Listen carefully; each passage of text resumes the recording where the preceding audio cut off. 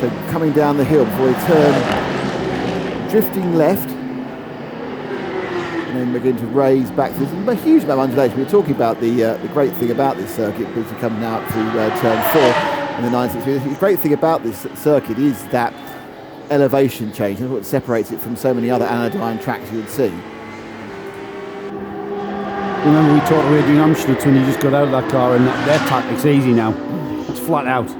They're recovering, and it's a good effort from those guys. 6 laps off the leader, but they're in 3rd place overall. So considering where they were yesterday, at the end is of the that Fiesta going slowly again? Is it tootling? Is it tootling? Because he's still first in class, but I think that's going to last much longer. Because is that car going at any sort of speed? Is the Momentum Motorsport the car that started the day so well? So we had that blowout after about an hour and a half. Oh, good God! He's about to be attacked. He's about to be gang attacked. And there's the 14 there.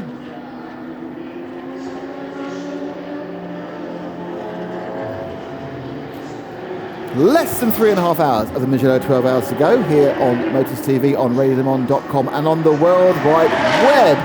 And my name is Nick Damon. Next to me is Joe Bradley. In the pits, it will be, believe it or not, Johnny Palmer in a few seconds. And any second now, he's going to bring us an interview with somebody. But on camera, if you can see the screen, it's the 169, the Ford Fiesta ST of the Badin team. Currently leading A2, but I think going unbelievably slowly with their control alt reset issue, where they can't get the thing to run properly. And about to lose that lead to the Bessaplast team in the Mini for a major battle for A2 honours. He is just driving around. You can tell by the attitude of the car. He's not leaning on it. It's not using all of the track. He's hardly using any of the track. He's just tootling round, as Johnny would put it. We're talking of Johnny. Johnny, you're down the pit. What are you doing there? Tell us. Well, we might not have too many Class A2 cars here this weekend, but it's starting to be quite a battle, Henry Littig.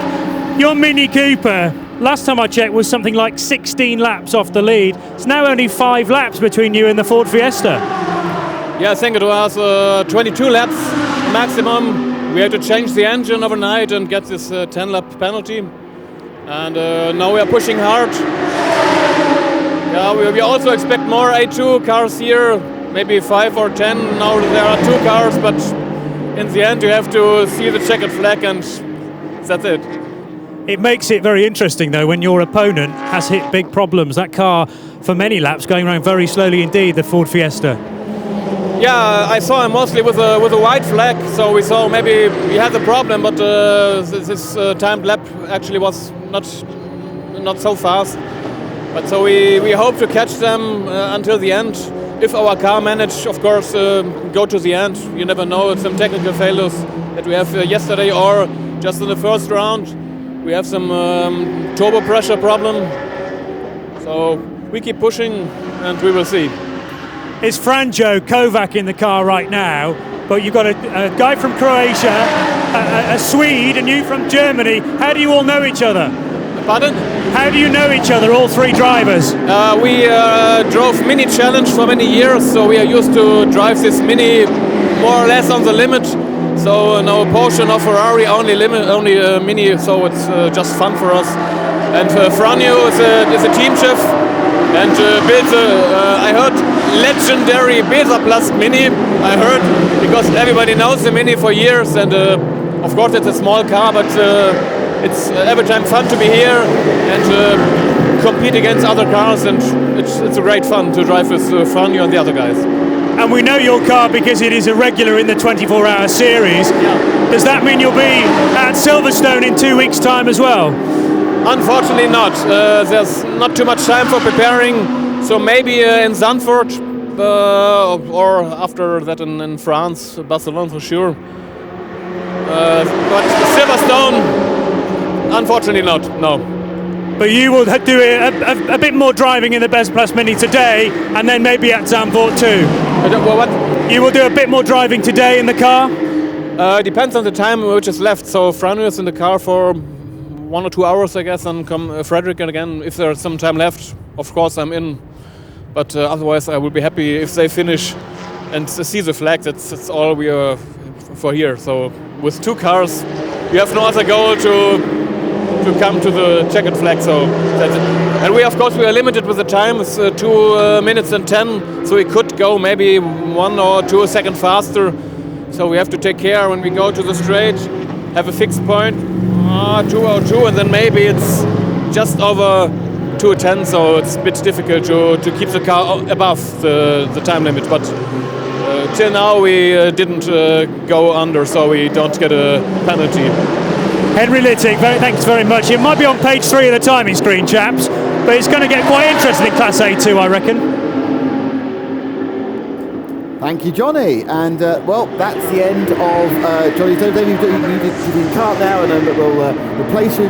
Now, the question is, was that a debut like David Beckham or Carlton Palmer? That's what you have to think. For those who know anything about 80s football, what do you think, Joe? I don't even know. I'm a football follower. I have no idea what correlation or analogy. Carlton Palmer was the worst person ever to play for England. Right. And David Beckham's one of the best. Oh, I see. No, I think Joe did very well. He's very informative. Got the information across very well. Fantastic. He did the Glicken House thing. We clarified that. It's fine. You look at me like I've asked you a question. You're being far too silly, Nick. Far too silly. No one would know that anyway. Yes. Now on our screen is our second place car overall, the numbered Max Braams V8 Racing. He's been in the car now for 1 hour and 48 minutes, and that means he's very, very close indeed to his 2-hour maximum drive time in any given stint. So that car is certainly due a pit stop.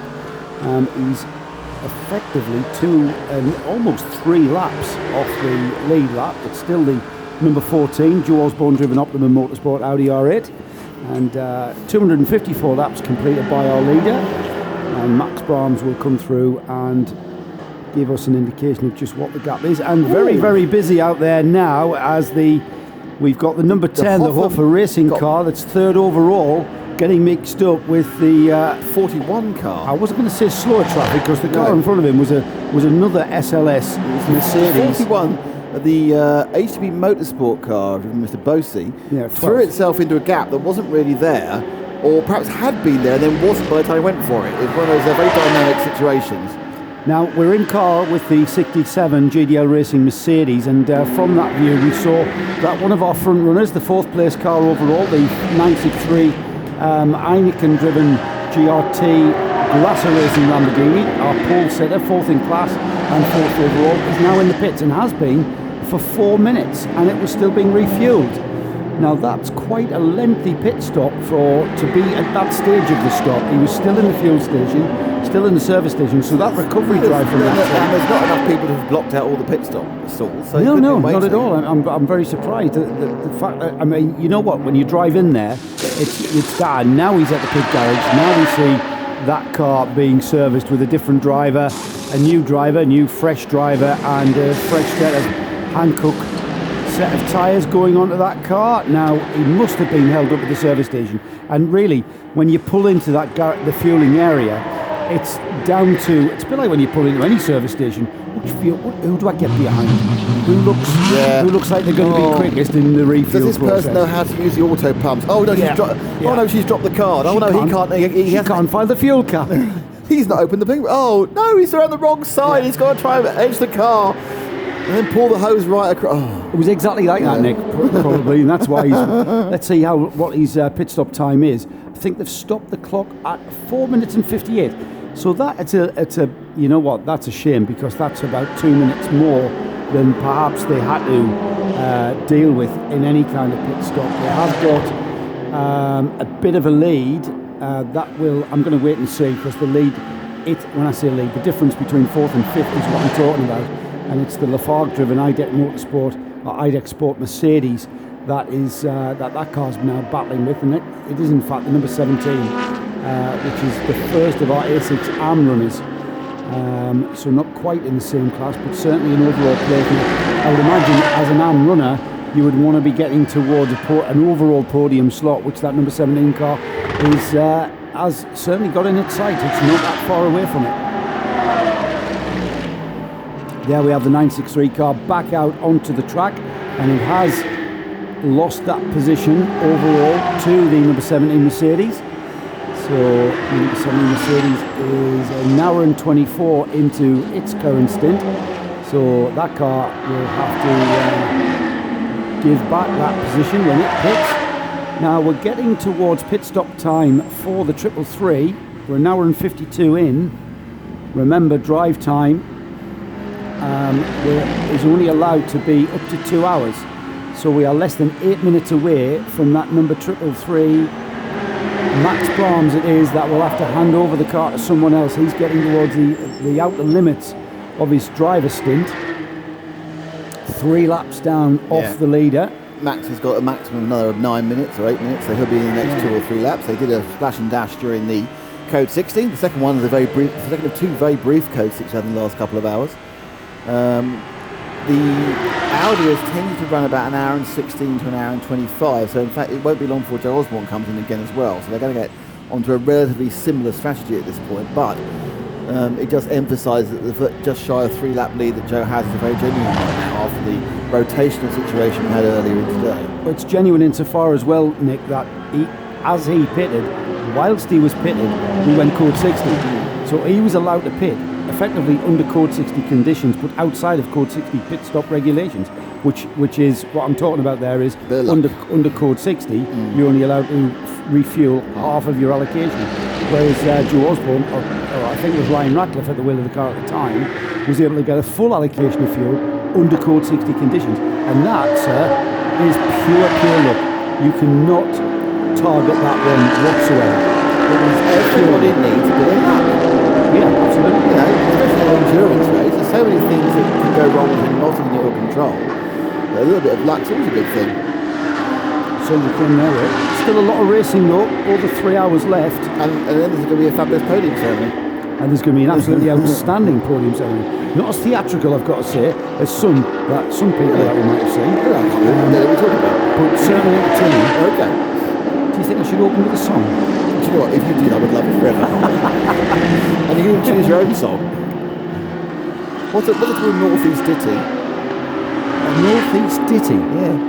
Some sort of cultural reference on a song which sums up the Northeast for you, don't you really? Fog on the Tongue. That's from the I don't really know which of the You're from the south, aren't you? Yeah, basically you're north of Watford. Exactly, you're from the south. Which even that is wrong, because it's not north of Watford, it's north of Watford Gap is actually what it should be. That's right, I know. People get that one mixed up. Just having a look down at the classes, outside of the A6 classes, that's both Pro and Am, is a very, very a cracking run from the what am I trying to say? The 56, the number 56 dynamic SRL Porsche. In the 991 that was class. the least dynamic way of saying this. Dynamic Porsche. It certainly was. It certainly was. Well, they are due a pit stop, and that's going to bring them back into the clutches, or into the sight, I should say, of the second place car in the 991 class, which is way down in 13th overall. And by the way, into the pits comes Max Braams, right on the edge of his pit stop window. Yep. So he's back in. And a big drink, which seems to take a long time in this V8 RS01. Yes, let's keep an eye on the pit stop time. We're already 43 seconds in, so when we come back, we'll be able to tell you just how long that car has been in the pits.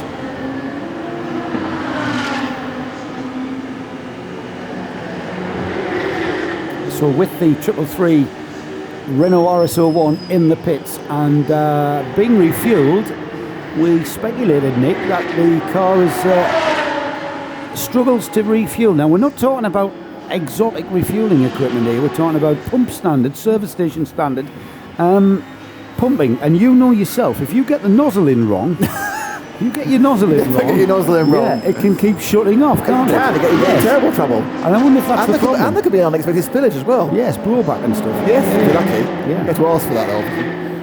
No, it's a very good point, actually. They are just standard pumps, and it does seem it's obviously got some sort of filling issue, but it's not across all the RS01s, it's just that one. I know, that's a bit odd, isn't it? A bit odd all round. Right, we're going to have a swap of headsets now, I think.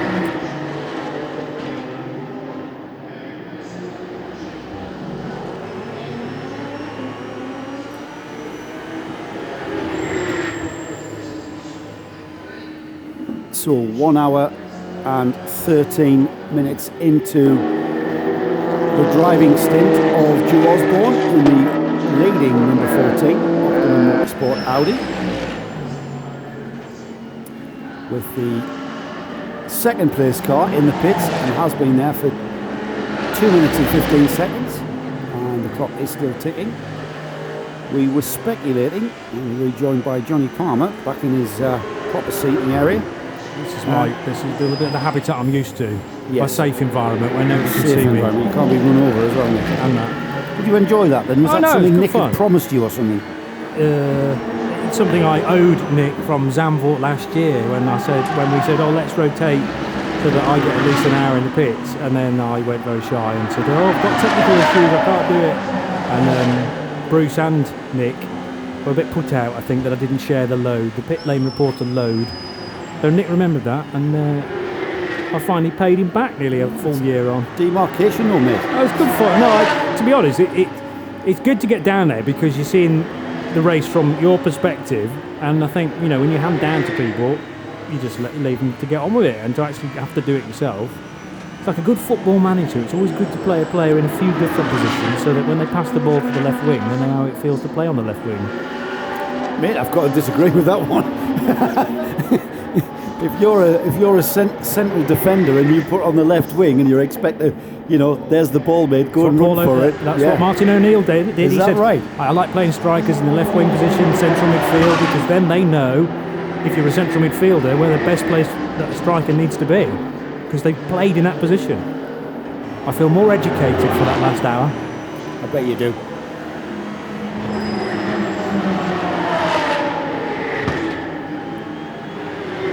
It's the Mugello 12 hours for 2016, and we're not very far away from there being just 3 hours to go, so 3/4 distance. Seems a bit strange saying that because we've only been going for nearly 5 hours today, and we did 4 hours yesterday evening. Johnny Palmer back in the booth now, my natural habitat. Joe Bradley joining me, Nick Damon about to reappear at ground level to speak to drivers and report on incidents in the pit lane. The 335 car being lapped there by our race leader, who is Joe Osborne in the Optimum Motorsport Audi R8. And that car, Johnny, that he's about to try and get by is the second of our 991 class runners. That's the Charles Espinlaub MRS GT Porsche. And that car, as we have our leader into the pits. I turned away from to look at the timing screen there and looked back expecting to see him pass the Porsche, and there he was going into the service station, the fuel station. And there we have a great view of the choice he has. His team has already picked the fuel pump that he's going to go for. So it isn't quite like when you pull into your local service station. You don't exactly have a family member standing there saying, this pump, Dad. So the number 14, Optimum Motorsport, into the pits now. We will see a driver change, and I would think looking at how they've rotated their drivers, it's going to be Flick Haig who takes that number 14 Audi. Speaking of rotating, a Porsche's spun round on the spot there I always get that view inaccurately identified at. It's Scarperio and Palazzo, isn't it? Turns 10 and 11, which is very similar to turns 6 and 7 at Civelli, but no, it's coming out of Arrabbiata. Seen a few cars lose it there, including an Audi that got stuck on the inside of the bend for a little while. It is just good to be down in the pit lane though, amongst hive of activity, like for instance that 126 Seat, which by the sounds of things had quite a big old rattle into the Armco. It did. With John Clonis at the wheel, and the car, it got back, but John, a little bit shocked I think by that whole incident, and the team sprung straight to life, working out which bits needed changing, sort of conventional repairs together with getting some tie wraps together, yes, but like adjustable spanners and kind of claws to try and wrench the car back into the right shape. There was a new bumper being prepared down there as well. I was trying to sort out John for an interview, but he was like, I'll be with you in a minute, I just need a few moments to myself. We never did get to him. So did catch him out a bit. I take it there was lots of tank tape down there. Yeah, there was, just lots of lump hammer action as well. All right. That's what Nick absolutely loves. All the Seats in the TCR class look really good. The race leader is in the pit lane and Nick is down there. And slamming his marks, literally, was Joe Osborne there. He's obviously not keen on that stop sign. He's given it a massive whack twice in a row now when I've been down here. Flick Hayes getting in the car, being helped in. Last time, slightly took a long time to get her belts tightened. They seem to be a bit better this time. Joe is already with the webbing which is the arm restraint on the left-hand side of the window. These cars, of course, are left-hand drive, being German designs. The Audi R8 Ultra. Just about to go, a bit of a clean on the radiator, and away they go. And we'll have a word with Joe in a few minutes. So we reached the point where there's another rotation. Now I wonder whether Optimum Motorsport are starting to work out how their drive times fit in for the remaining 3 hours and 7 minutes. Flick Haig takes that car over, as Nick says. 260 laps ticked off. And that's the fourth pit stop today, with probably about 2 or 3 yesterday.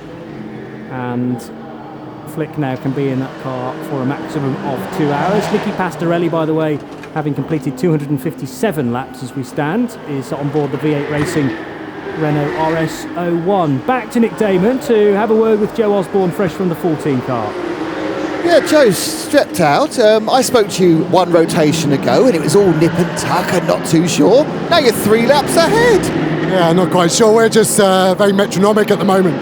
Doing our stop after 95 litres of fuel use, set of tyres each time, and yeah, pretty boring and Germanic, hopefully. You got a bit of a stroke of luck about one stop ago when you came in just before the code 60. I mean, you do need a bit of luck even if you're a metronome, don't you? Yeah, that was just some free time, to be honest. I think we kind of got half our fuel in, so that was probably a minute. We gained half a lap, which is always nice. Yeah, the team haven't put a foot wrong, and neither of the drivers so far, so hopefully it stays that way. I think we were speaking to Flick earlier, and she said that the car gets a little bit squirrely as it gets warmer. And is it now at that case now where it's not quite as comfortable and planted as it was? Yeah, for sure. Now the track temperature's come up, and the car's a little looser on the rear, so we've luckily got a very good traction control system in the Audi, so you can go a notch higher and just look after yourself, especially where we're not having to push. So I was aiming for 53s in that stint, just trying to look after the car and not doing anything stupid. You've got that lead. You can decide not to push, but is that always the safest thing? Could complacency now be your biggest worry? Yeah, as a driver, we're pretty stupid, so sometimes it's easier just to drive flat out because that's all we know. So when I say we're backing off, it's trying to stay off the curbs, not trying to go for any dicey moves, and just have something in reserve just in case. But for sure, we don't want to be complacent. We want some laps in case there is a technical fault with the car. We sure would kick ourselves if we'd thrown a lap or two away just because we were cruising. So well done so far, looking pretty good. Sorry, say again? So it's looking pretty good, but you don't want to say it, do you? No, exactly. We're in Italy, it's sunny, so it can't be too bad. Let's get some pasta. Cheers, man. Always good for a laugh, Joe Osborne, but also a very serious racer indeed. And Optimum Motorsport are no doubt doing a few sums at the moment to make sure that they are all set for the remaining 3 hours of the race. But the good thing is they're in a great rhythm, as Joe says. And with there being only 3 drivers, I suppose that actually helps the team because the 3 drivers, or each of those drivers, is in the car so regularly, Joe. And I tell you what else helps. Did I say that right? What else helps is doing a 3-minute pit stop. That last pit stop there, 3 minutes and 4 seconds. You've seen cars, for whatever reason, whether they've been held up in the fueling area or whatever, but over 4 minutes, 6 minutes. That's when it can come up. That's when you can lose out, and you can start feeling that lead deplete. But right now, these guys and girls, Flick Haig at the wheel of the car at the moment, things are going their way, and barring any kind of mechanical malady, the way that they are driving this race and going about things in the disciplined way they are through the traffic, and the kind of tactics that the team are employing, they are at this stage of the race with just coming up to 3 hours remaining. Certainly the favourites at this stage, Johnny. That Ford Fiesta going slowly again, and Joe and Flick Haig needing to have her wits about her as she worked her way through Biondetti chicane with the Fiesta on the exit of that bend. But she got past it safely, and Good time through sector 1 there, being set by Mark Inaikin in the Lamborghini Huracan. That's the best sector 1 time of today, by the way, of anybody.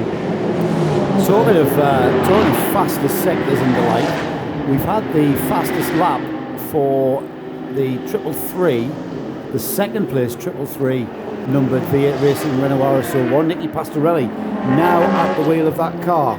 Now we will see some fireworks because he's lapping in a 1 minute 50.7, which is the fastest lap that car has produced the whole race so far. So we will see that gap between it and the leading Audi start to come down, albeit very, very slowly. He's got a lot of ground to make up with almost 3 laps down off the leader. He will need to be lapping in a lot more than just tenths of a second quicker to regain that back in just 3 hours. Just waiting for Mark Inaikin's time actually in the GRT Grasser Racing Lamborghini. I have a feeling it's going to be a pretty good one. Last time around he did a 51.5, it's a 1 minute 51.5, which is way quicker than the 4 cars ahead of him. The problem is that car's only completed 255 laps and the leader's completed 262. The lap time as it went through actually lost a load of time in sectors 2 and 3, so it only ended up being 153.7. That is still quicker than the 4 cars ahead of him. So Mark Inaikin enjoying himself at the wheel of the bright green Huracan. There's another Huracan, the treble 6 car. That though is the Super Trofeo machine, so it puts it in the SPX class, and Jacopo Faccioni, who funnily enough is an Italian, is driving the Vincenzo Sospiri Racing Lamborghini Huracan in second place in SPX, behind Gianluca Di Lorenzi in the San Marino squad's GDL Team Asia Huracan. That car now up to 8th place overall. The top 10, by the way, we have a representative from 1, 2, 3, 4 different classes within that. A6 Pro, 991 class, SPX, and also A6 AM. The best AM car is Mike Verschure, 10th position for that Renault RS01. Now Vincenzo Sospiri Racing, yeah, I'm sure I saw Vincenzo Sospiri on their pit wall. Okay. I wasn't sure whether he was an actual hands-on team owner, team principal, but it appears so. There's Nick in the pit lane. Hello. Yeah, massive flurry of activity, but almost all Porsches. The 86, about 3 other cars in front. We've had about 6 Porsches all calling at once, mostly getting each other's way, which is quite amusing. But they've all been doing standard stops, so 65 as well. It's interesting that there's they obviously now got onto 8 hours of virtually clear road. They've all got the same policy. Yes, it is Vincenzo Sospiri, the racing driver, the Formula 3000 race winner, and the man who was 11 seconds off qualifying in the 1997 Australian Grand Prix. But that wasn't his fault. That was the MasterCard Lola, and he was faster than Ricardo Rosset, who we've mentioned for the 2nd time in one day.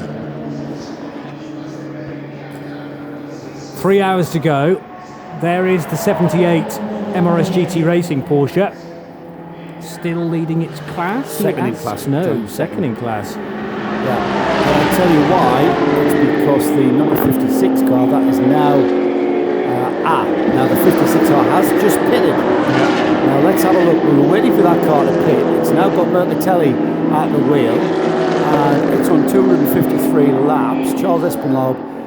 That car's just pulled out the pits. It's been out of the pits for just coming up to 2 minutes. So next time by, we will be able to gauge just what the gap is between the class leaders in the 991 class. Those 2 cars, the 78 car currently in second place in class, and that number 56 car, have been pretty much together this whole race. But what happened was the 78 car pitted and broke the ties, kind of thing. There's the 56. That's the class leader for the 991 class. And it's about 15 seconds, I think, but we'll get that confirmation in a moment when the 56 and the 78 car cross the line.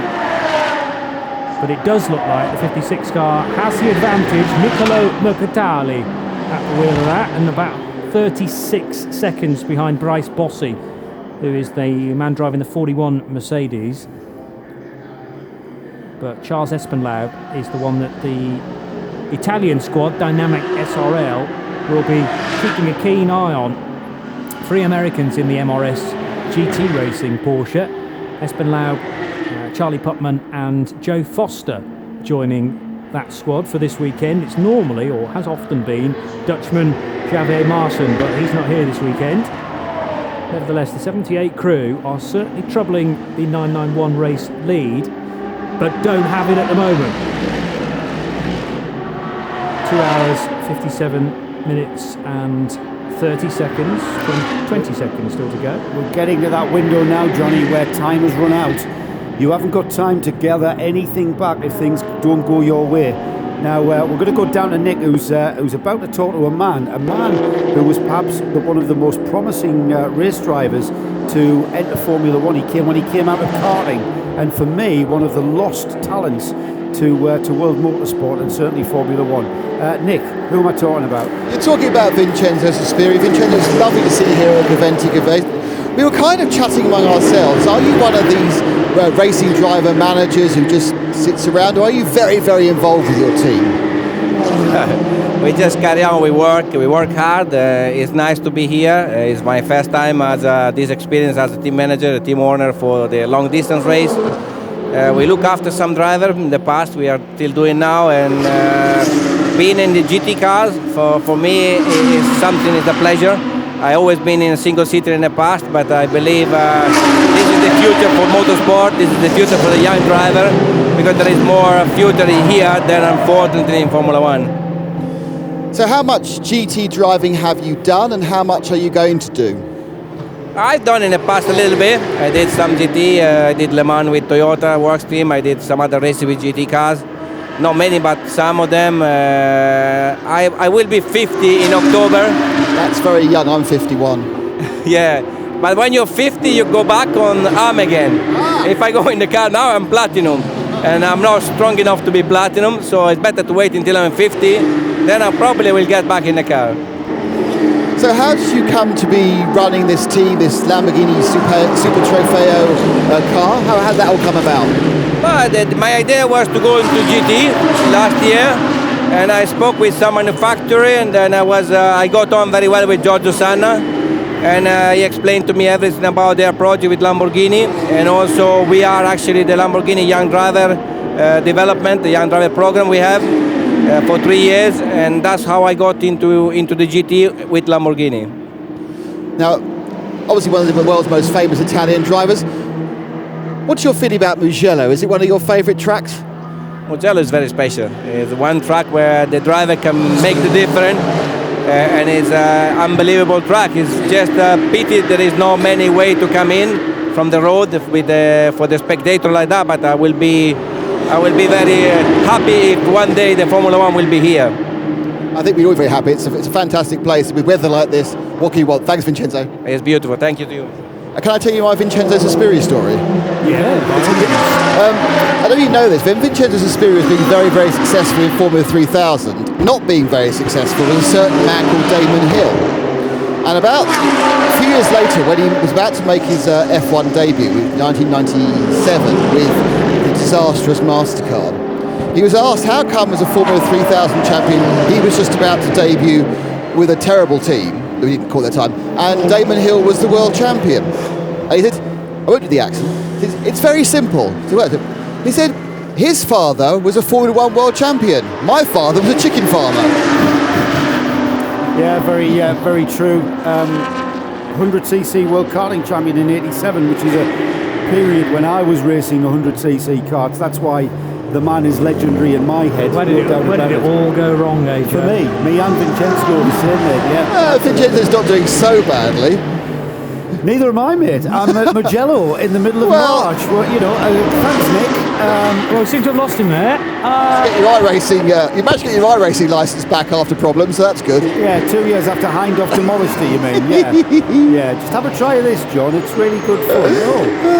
Several hours later, and He's not listening. We're going to say what we like about him. 24 months later, I've got my licence back the way it was.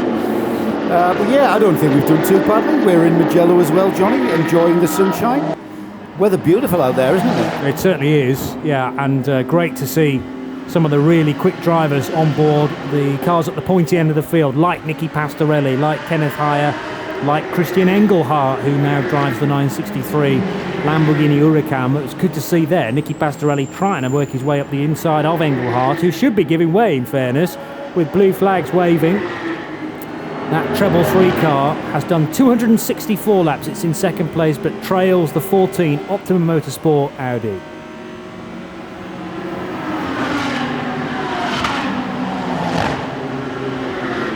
So on board with Christian Engelhardt we go, and down towards turn 1. That Lamborghini looks a mean old thing. The Raging Bull lurching forward as the car is stopped heavily at turn 1, and then through this lingering left and right sequence of corners at 2 and 3, and then up to turns 4 and 5, virtually exactly the same.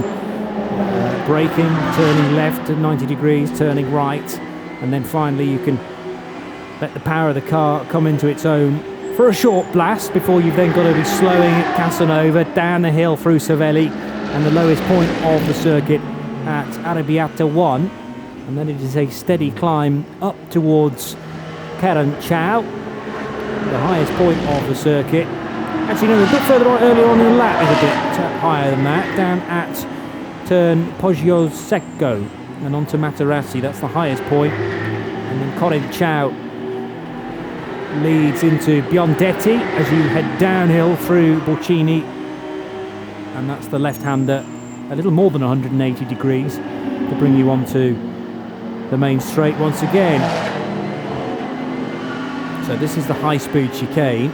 Careful not to clip the curb too heavily, because if you shortcut that chicane there is a meaty curb ready to rip off a significant amount of bodywork should you catch that. Christian Engelhardt about to lap the 108 Seat, and has to be aware that the Seat can't accelerate quite as quickly as his Lamborghini. It's Gerhard Haas that he's about to lap. Second place in Class A3. That class led by Sam Tahiri, who we know very well.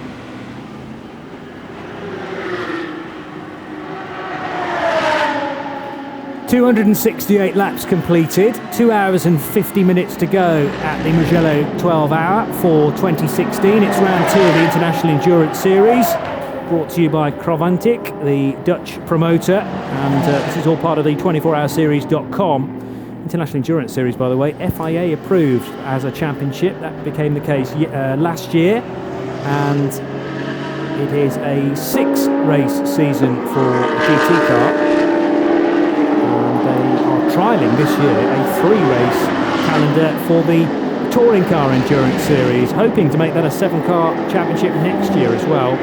The first of the Touring Car Endurance Series races happens in 2 weeks' time at Silverstone.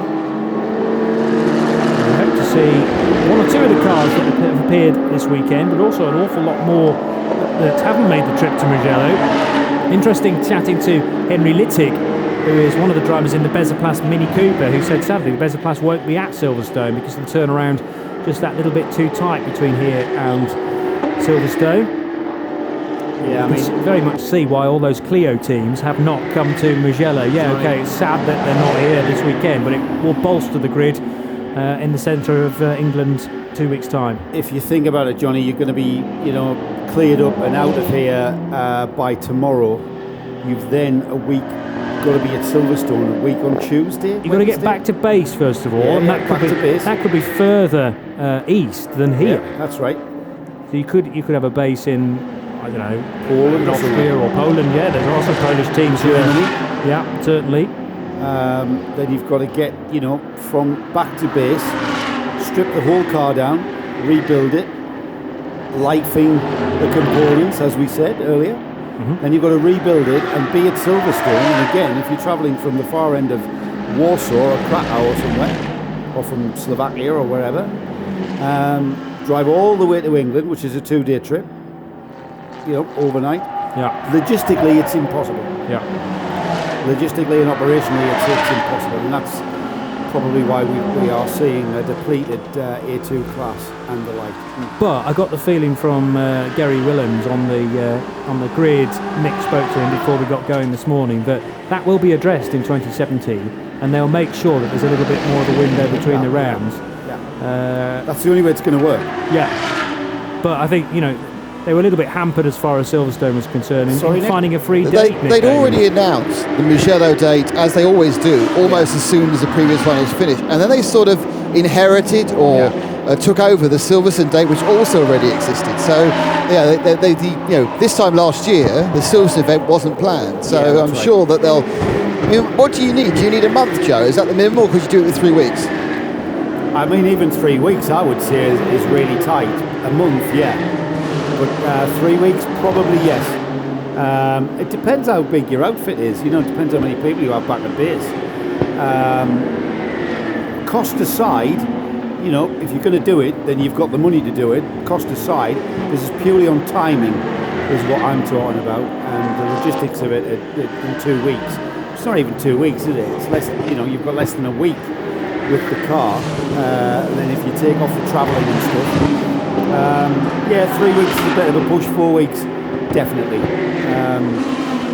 So we might, that's going to be a bit of a logistical nightmare, putting the two calendars together, where we don't actually affect either of the series, and that you're able to run in both. I think that's probably the objectives of Kravontic in trying to achieve that. Best of luck. I hope they do. Be fantastic. Of course, if you're lucky enough to have as much money as someone like Jim Blickenhouse has got, or you, then you could buy 2 cars, and they could be wherever you wanted them to be. It's a bit like what NASCAR do. Yeah. They have, that's not the same car that is trucked all over the States. No. You do surprise me. No. They have a short oval car, a long oval car, a road course car. But even if, they have a rotation, they have a whole different team. Right. They have a whole different team. Racing working on alternate weekends almost. Key personnel will be there. Yes. Like your engineers and stuff, but they have a rotational system. Yes. As far as I'm aware. That ST Fiesta, that's now back on our screens, is still, as you put it, Johnny, tootling round, it looks like. And it is tootling, isn't it? And perhaps Nick can have a dodge into the Fiesta team and just see if they are just going round and round to try and finish. 2 hours 45 left, so we've got an IMSA sports car race distance to go. But just looking at the attitude of the car there, he's not using all the track. The car's hardly being lent on. I think they are just nursing that car with a problem and not driving it anywhere near flat out. That's not the way you want to try and get out the way. Complete an endurance race, is it? But that may be their only choice. And risks, of course, causing a hazard for the other competitors on the track when you're not up to full racing speed. And let's remember, full racing speed of an A2 car, which is also always significantly slower than the quick cars here. You only have to finish to be on the podium, remember? Oh yeah. Yeah. It's worth doing, as long as you're canny about it and well aware of what's happening in your mirrors. I think he's doing his best to keep out of the way. But Johnny, I mentioned earlier that we were going to be looking at the 991 class again, and track position in 10th place overall is our 991 class leader. That's the Mercatelli driven dynamic Porsche, and he is on lap 261, and in second place, 11th overall, so track position on the road. Right behind him is Charles Espinlaub in the MRS GT Racing car 78, and he is 10 seconds behind. Just 10 seconds in the 991 positions, and that's the car there that we're looking at, the leader of the 991 class, Nicola Mercatelli, is at the wheel, and then 10 seconds behind him is the Charles Espinlaub driven MRS car. I think that was it going through the right-hander. As we have the 85 car, that's a little bit further down. That was the car that we saw with suspension problems earlier on. And who are we in car with there? In the pits. It's far too dark. Not the 67 car again. Oh, it is indeed the GDL. The GDL Racing Mercedes SLS of Ivo Breukers and his son Rick Breukers is back in the pits. That car has lost a lot of time overall in this whole race. And there's our second place 991 car, muscling its way by the slower 85 car. We were looking at a 10-second gap. Let's see what the gap is now. 56. Mercatelli through, and the gap is 7 seconds. 7 seconds. So it's 3 seconds. Yeah. So that is a battle to watch out on the track. 9th and 10th overall. 1st and 2nd in our 991 Cup class, the Porsche Cup class that is. And they are only 7 seconds, and we'll keep an eye on that one. He's on our screens at the moment. That is the car chasing down the 991 leader. And up ahead of him, only 7 seconds ahead, is the number 56, the bright green Nico Mercatelli Dynamic Porsche. As Charles Espinlaub continues on his way.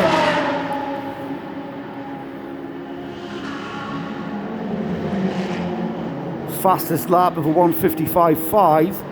His last lap there showing as a 1:58.5. So slightly off his optimum pace.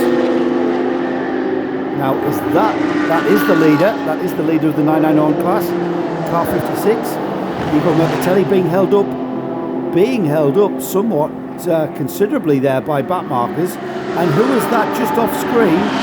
Is that Charles Espinlaub, the second place car? We've got a battle that is actually developing into a wheel-to-wheel one.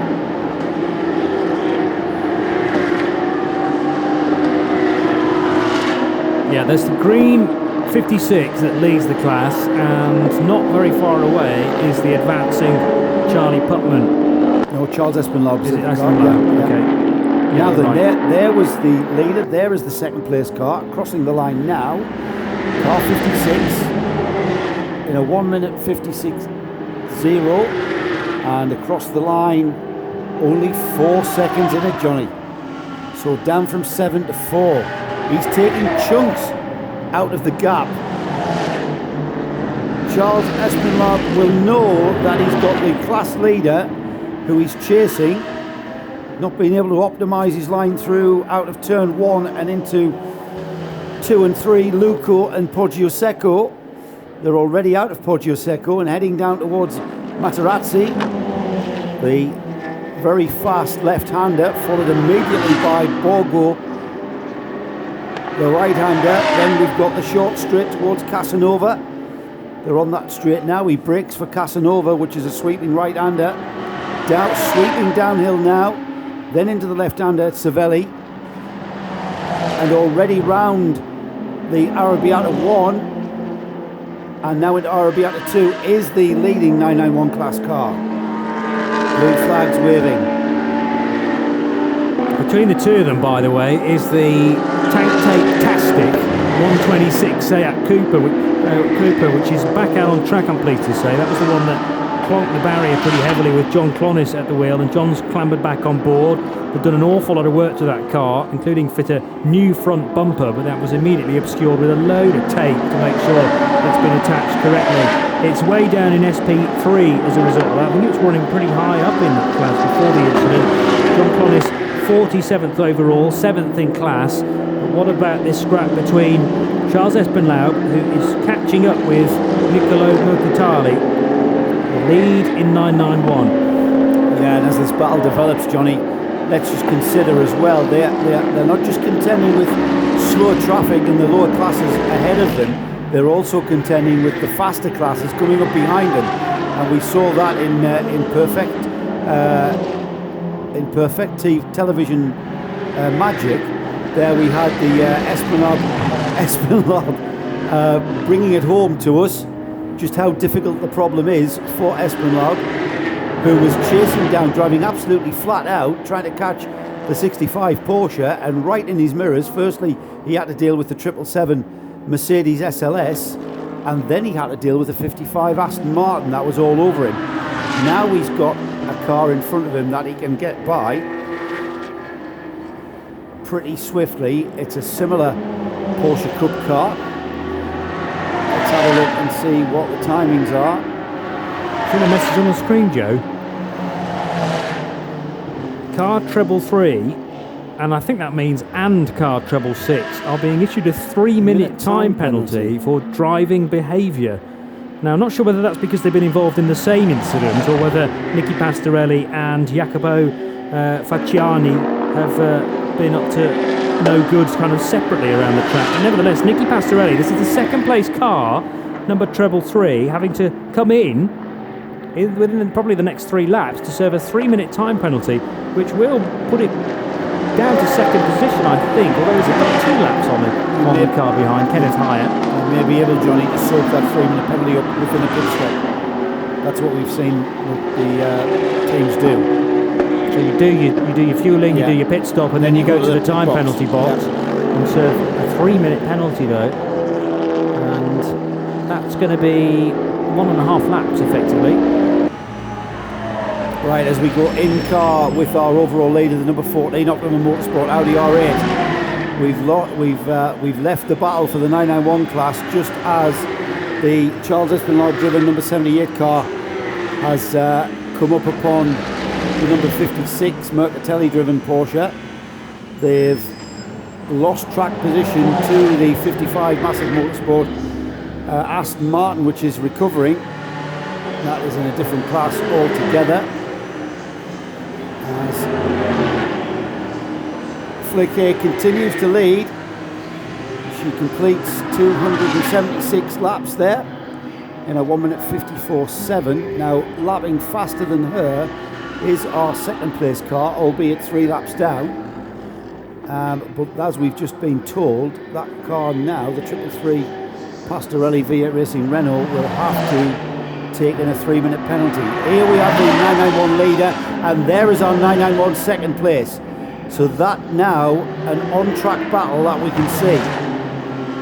The cars are virtually together. There are no cars in between, and a matter of only about 10 car lengths. So we're soon going to be able to see if that Mercatelli-driven Porsche can hold back Charles Esplanade. It's now going to come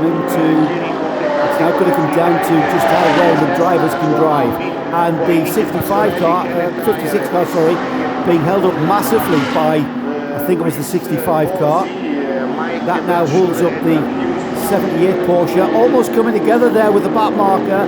The 78 Porsche trying to get by him as quickly as possible, and the 65 Porsche making life very, very difficult indeed as a faster A6 Pro class comes through in the form of, I think, the 18 Mercedes SLS. Now that's given the 991 class leader a bit of a breather, because Esplanade was right with him. Now he's got a bit of a breather. He lets the Mercedes SLS go by, or he should, into the braking area for turn 1, into Donato, and the cars sweep uphill. And that battle is now, the 991 class battle is right with us, still dealing with the faster class cars behind them and having to watch both what's in front of them and very, very much so in their mirrors, as that car that's just got mixed up in this class battle is the number 10 third place car of Kenneth Heyer, the Hofer Racing Mercedes, now trying to circumnavigate the 991 class leader. So car 56 it is, the green Porsche, with Kenneth Heyer and the Mercedes SLS coming up to lap him behind, and then behind him, just going through Arrabbiata 1 and those beautiful sweeping right-handers that bring us onto the final third of the lap.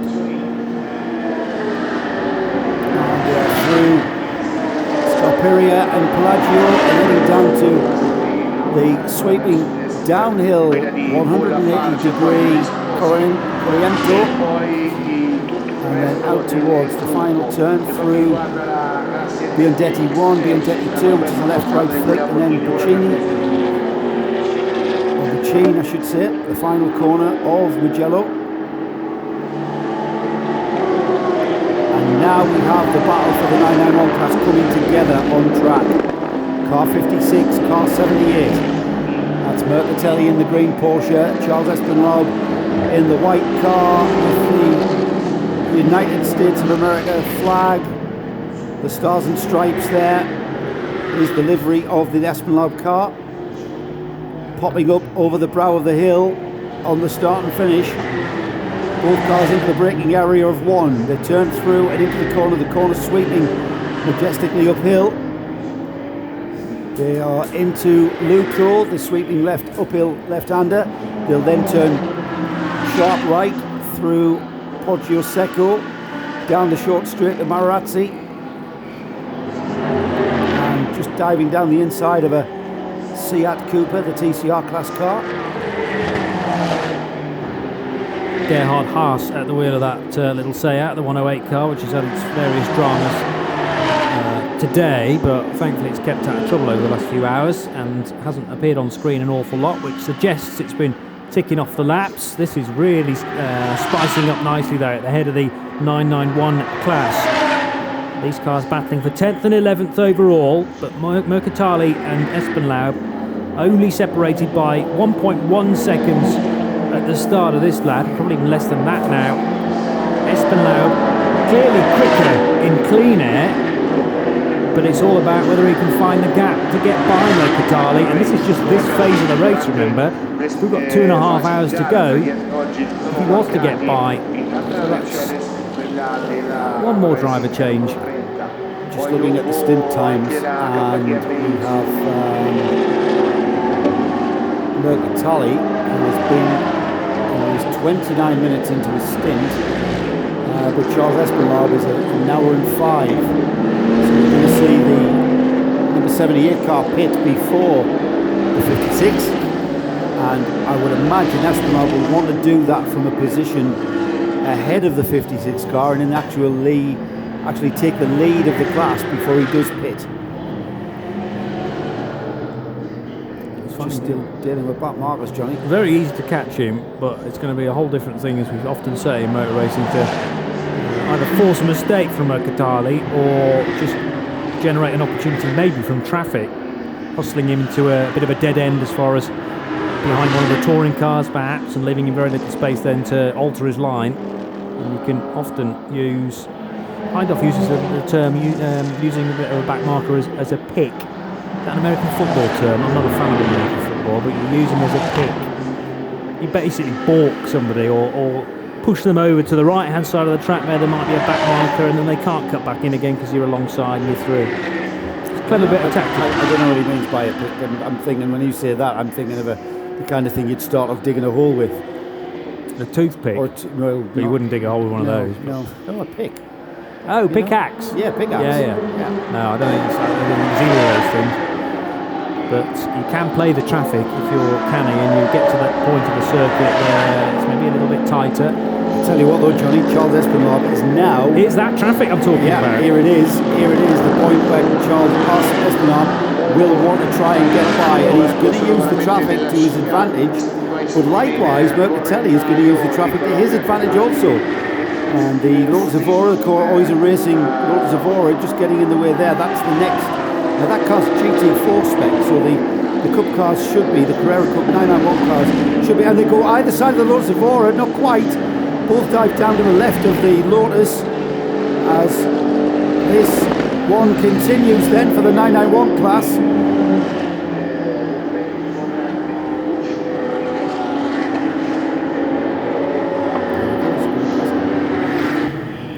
This is Espenlaub's best opportunity now, I'd say, using the draft then from Niccolò Mercatali, and Espenlaub can get alongside. No, he can't, because his nose is cut off, but he's maybe sold Mercatali a dummy here. Late on the brakes goes Charles Espenlaub. He thought about a move to the left-hand side, and Mercatali had to cover that. And then, of course, he's not on the inside line for turn 1. Mercatali trying to fight back into turn number 2. That doesn't work either. And Charles Espenlaub just needs to collect his thoughts, concentrate on the road in front, and he should have the pace to pull away from the green Porsche. I tell you what, Johnny, that was textbook, wasn't it? Textbook. Go to the left. Mercatali had to defend to his left, and then as they went on the brakes, dive out to the right. He had all that room on the inside, and it was a textbook out-braking manoeuvre there. Streamlined him, slipstream, I should say, on the straight into turn 1, and it's clear that the Espenlaub Porsche is a slightly quicker car, because he's already extended that lead to a comfortable level, whereupon the 65 car is just out of reach for a challenge back at him.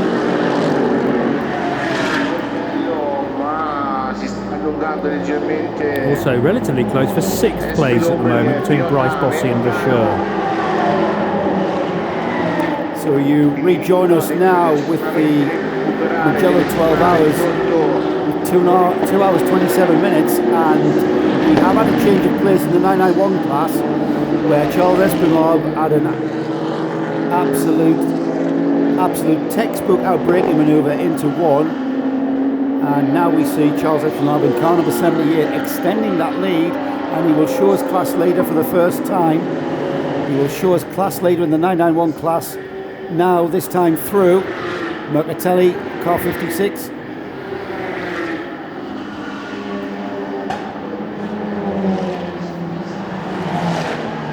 The number 99 Honda Civic, the FD2 Civic Type R, looking relatively straight actually, and not offering us too much of a clue as to various trials and tribulations for the 99 car. I see stones pouring out the back, or maybe that was just a bit of rubber pickup actually for the Honda Civic. There's a bit of trim trailing as well. We've had that a few times for this Honda. Car's been in and out of the pits all race long, talking of the pits. I think Nick Damon is still down there. Where else am I going to go? I'm not welcome anywhere else anymore. That's very true. That's true. Kenneth Heyer is in the fuel station in the car that is 3rd, but may well be net 2nd given the 3-minute penalty that is about to be applied or will be at the next pit stop to the 333 V8 Racing.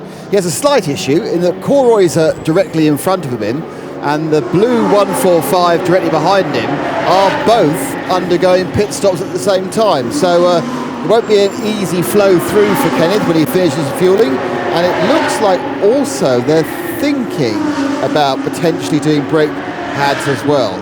So it will be Christian Frankenhout who will get in to replace Heyer in the car that may well get into 2nd place, but it's taking a while to fuel this. Well, they tend to, don't they, Nick? Have you plotted up with an observations point on the fuel station? No, the problem with that is as you know, you can't hear anything down there. Yes, I know. So you're just painting pictures with words. Well, no, I saw we went in, and that was like 25-30 seconds or more than that before you threw to me, and I thought I'd whistled on for long enough for he might turn around in the corner. But we're now 40. Good news! The 145, the electric blue Bonk Motorsport car, has cleared the pit area, so that means he's got a clear entrance in. If he ever finishes fueling up, someone's just trying to get the last little bit in, get the last drops, lifting up the thing. They're paying for this. There are actually prices printed on the pumps. So there are different prices for 98 or 100 octane. So the teams are having to pay for the fuel as they use it? I'm not sure. I think the entry fee includes fuel. I think it's just where the temporary pumps have come from. Right, that was what I was going to ask next. Yeah, it's quite amusing though. You pay for your stick in their credit cards. Sum, I believe, at the start of as part of, as Nick says, as part of the entry fee, part of that fee incorporates the fuel. Here comes Kenny. So Kenneth Heyer comes in, and he's got a lot of damage on the front right. Now, I hadn't seen that before. He's taken a nasty bonk on the front right, and it's pushed in the light. So at some point there's been a minor coming together for Heyer and the front car.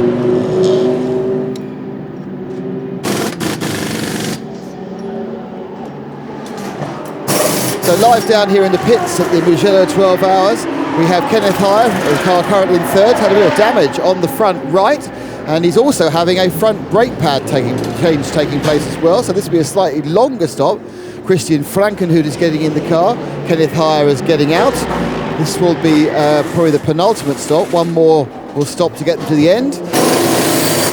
And it's gone reasonably well considering they have this requirement to do the pads. Just another adjustment.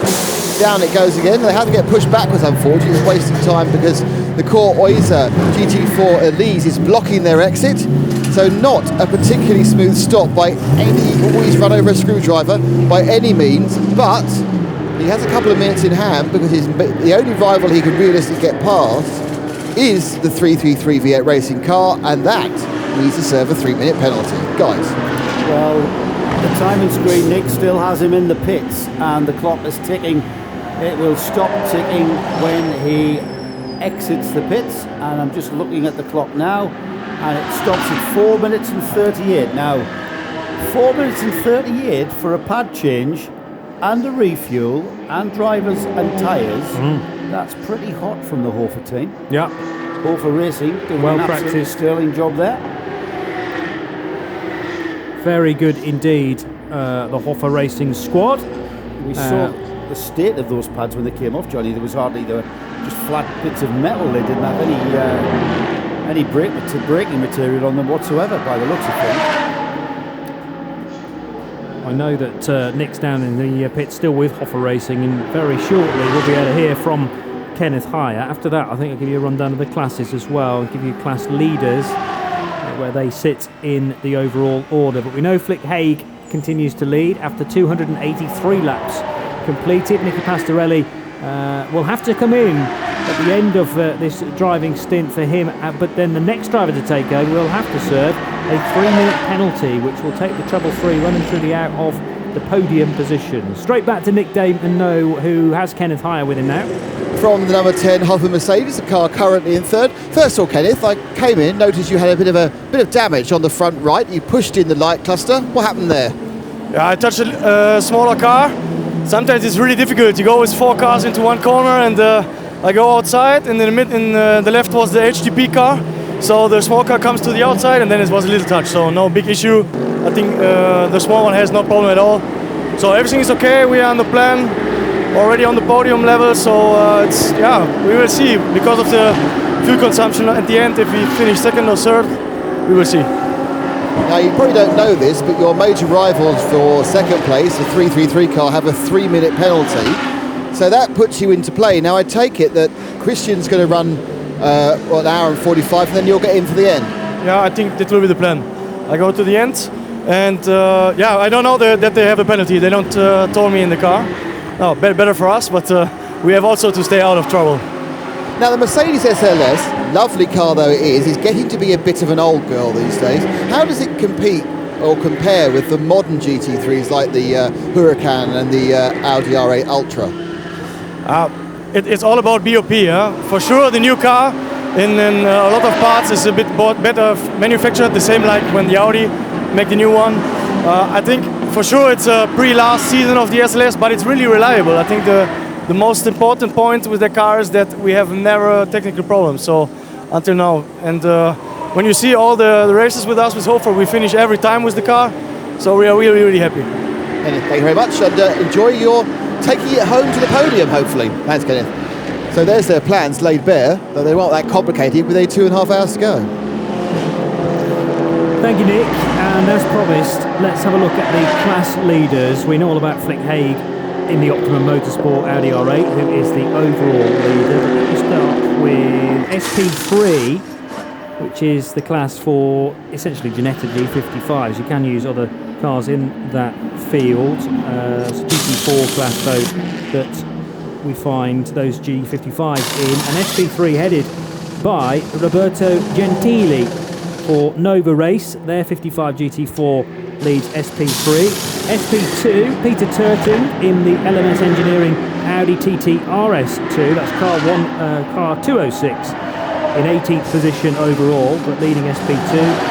A2 still holding on to that. Just about is... Actually, there's been a change. Beg your pardon, there's been a change. The Bezoplas Mini now leads Class A2. Franjo Kovac.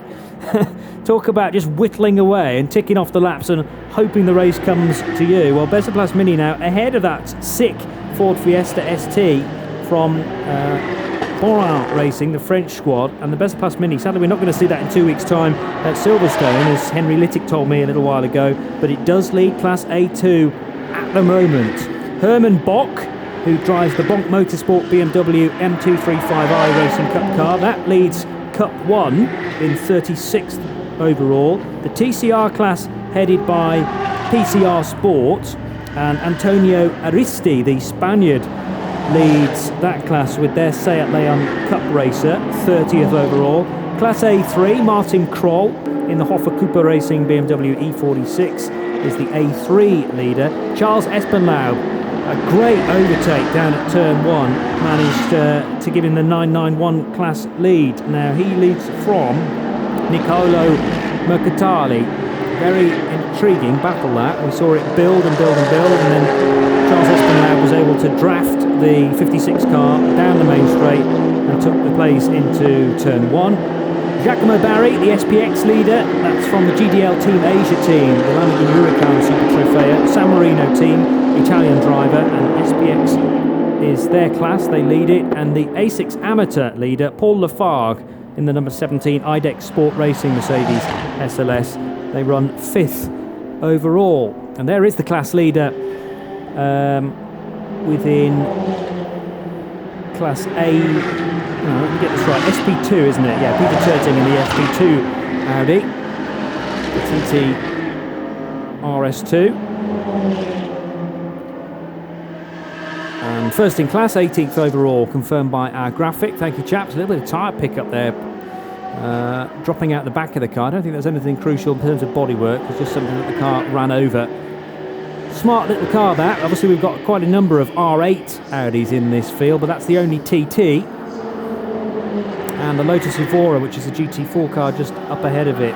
Core Orsay team. But lights flashing because Peter Turting eager to get by the Lotus in classic JPS colours. It is, isn't it? It's in that black and gold. It's kind of not exactly black though. It's kind of brown in places. Right. I'm not sure if that's deliberate. Well, I'd get back to that Audi TT. That's a very important looking piece of kit when you get a close look at it. And it certainly, if you look at its lap times, it certainly goes well in the track as well. And it being an Audi will of course mean that it is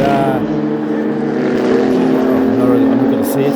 You know what, Johnny, I was about to say it, wasn't I? I'm not going to say it. I'm not going to say it's being very it's going to be, I'm not going to say it because I would just exit. But it is indeed in the lead of the SP2 class, and it's lapping in its fastest lap was a 1:58. If you consider that the A6 classes, their fastest laps are in the 1:50s, it's only 8 seconds a lap round this track. So that's not really much of a speed differential at all. Very good piece of kit. We're back in the car with the leader. Flick Haig at the wheel of the Optimum Motorsport Audi, as by Flick Haig just in unlapping itself one more time is Christopher Engelhardt in the 963 Lamborghini. That's the bright green Lamborghini, just a couple of cars ahead. He's just gone down the inside and pulled back a lap from the leader. That car, remember, started this race back yesterday from the pole position with an outstanding qualifying run by Christopher Engelhardt, who's at the wheel now. And unfortunately for that car, got embroiled in some kind of issues, both on track and off. Had a bit of a spin and a coming together with the Ferrari. this was yesterday. It feels like an eternity ago, doesn't it, yesterday? It was only yesterday, though, when we started this race. Sorry, Nick? Sorry, just say the Fiesta, the 169 car, is now serving a penalty, which could only be for driving too slowly. That is just cruel. I'm not sure if you get a penalty for driving too slowly. You may do. There may be a... I've got some... Johannes Guagluca has tweeted me some information about this car. It's a V2V stock car, so it uses a stock engine and mildly uprated suspension and drivetrain, so it's pretty much a showroom car. It's way below Group N. We were just talking about that, and I wonder if it has gone into Limboard. Well, when he came, before he served his penalty, the mechanic, and I think there's about 3 men in this team, was pressing various buttons on various places. It's just not very quick. I just feel that possibly it's a bit, now if the best of class master car has gone past it, I kind of feel it might be a bit of a lost of cause. It's quite sad. He's doing so well with that 14 lap lead. Yeah. But anything can happen in the next 2 and a bit hours. Who knows? Vesterplas could struggle a little bit and he could spring back to the lead of A2. Have we fathomed, Nick, what exactly the problem is and why the car is actually circulating no, off the pace? But the big problem is, as I say, it's a very, very small team. There is no one wearing a 169 jacket. Oh. But I have got my eyes on who I think is the other driver. He's Italian, so I'm going to go and ask him a question off camera. Very good. I think the 169 Fiesta and the 165 Bezoplas Mini possibly share a garage as well, although I noticed when I was down there that the Bezoplas team stay to one wall of that garage and the Fiesta team very much the other wall, and I don't think there's a great deal of conversation between the two. They take this very seriously. Despite us only having a 2-car A2 field, I still can't call this, even though at one point in this race there was a 22-lap difference between the two of them. We finally have seen that Bezoplas Mini get ahead of the Fiesta, but it's because of the difficulties that the ST team have had, and that 169 car maybe back to speed again now. That's not limp mode. Nick Damon is maybe has an update for us. I don't just have an update, I have the answer straight from the driver's mouth, who are actually getting ready. I think they're getting ready for a driver change or not. The problem they have is turbo pressure, and then it goes into limp home mode and won't go above 2,000 revs. But if they come here and do a control alt delete reset, it works again for a bit. Much as we surmised. Fair enough. Yes. So I did say Limboard, didn't I? Very much an intermittent problem then, and having already commented that 169 Fiesta looked like it was back up to speed, the next time we see it, it's slow again. The guy I was talking to is the other driver. He's a very jolly Italian young man. I think he was possibly a tad optimistic. I think possibly that car is a little bit unwell on a major level. And of course, the Ford Fiesta ST, a relatively new piece of machinery in Preventic terms, so there aren't any other teams that you can kind of go and ask, oh, have you had this problem before? Do you know how to get around it? Because they're on their own. It's basically just come out of a showroom with an ECU change and a stiffened suspension. Okay, yeah. So all the engine, gearbox and drivetrain, bog standard, hasn't been altered whatsoever. I think they've been able to upgrade tinily, but it's got like the standard steering wheel and an airbag in it. Well, I'm sure the airbag's been taken out, but they have a standard steering wheel, standard steering column. Yeah, it's got a cage, obviously. But it's great. It's probably in its class, it's probably quite a very cheap way to go motor racing. But at this point, it's saying, no, I don't want to play it now. That's a shame for that car because, and there's nothing whatsoever you'd be able to do if the turbo issues keep sending the ECU into limp mode. Because even if you put a new ECU on there, the issue with the turbo, I suppose you'd lose far too much time in the pits. Yeah, and I'm pretty certain that it's a very small team. They are pitting off a single pace table. It makes me think they probably haven't got a spare turbo. Have they got a spare pace table? I don't think so. I'm not making this up. They are pitting off a pace table. That doesn't surprise me. Are you sure it's a paste?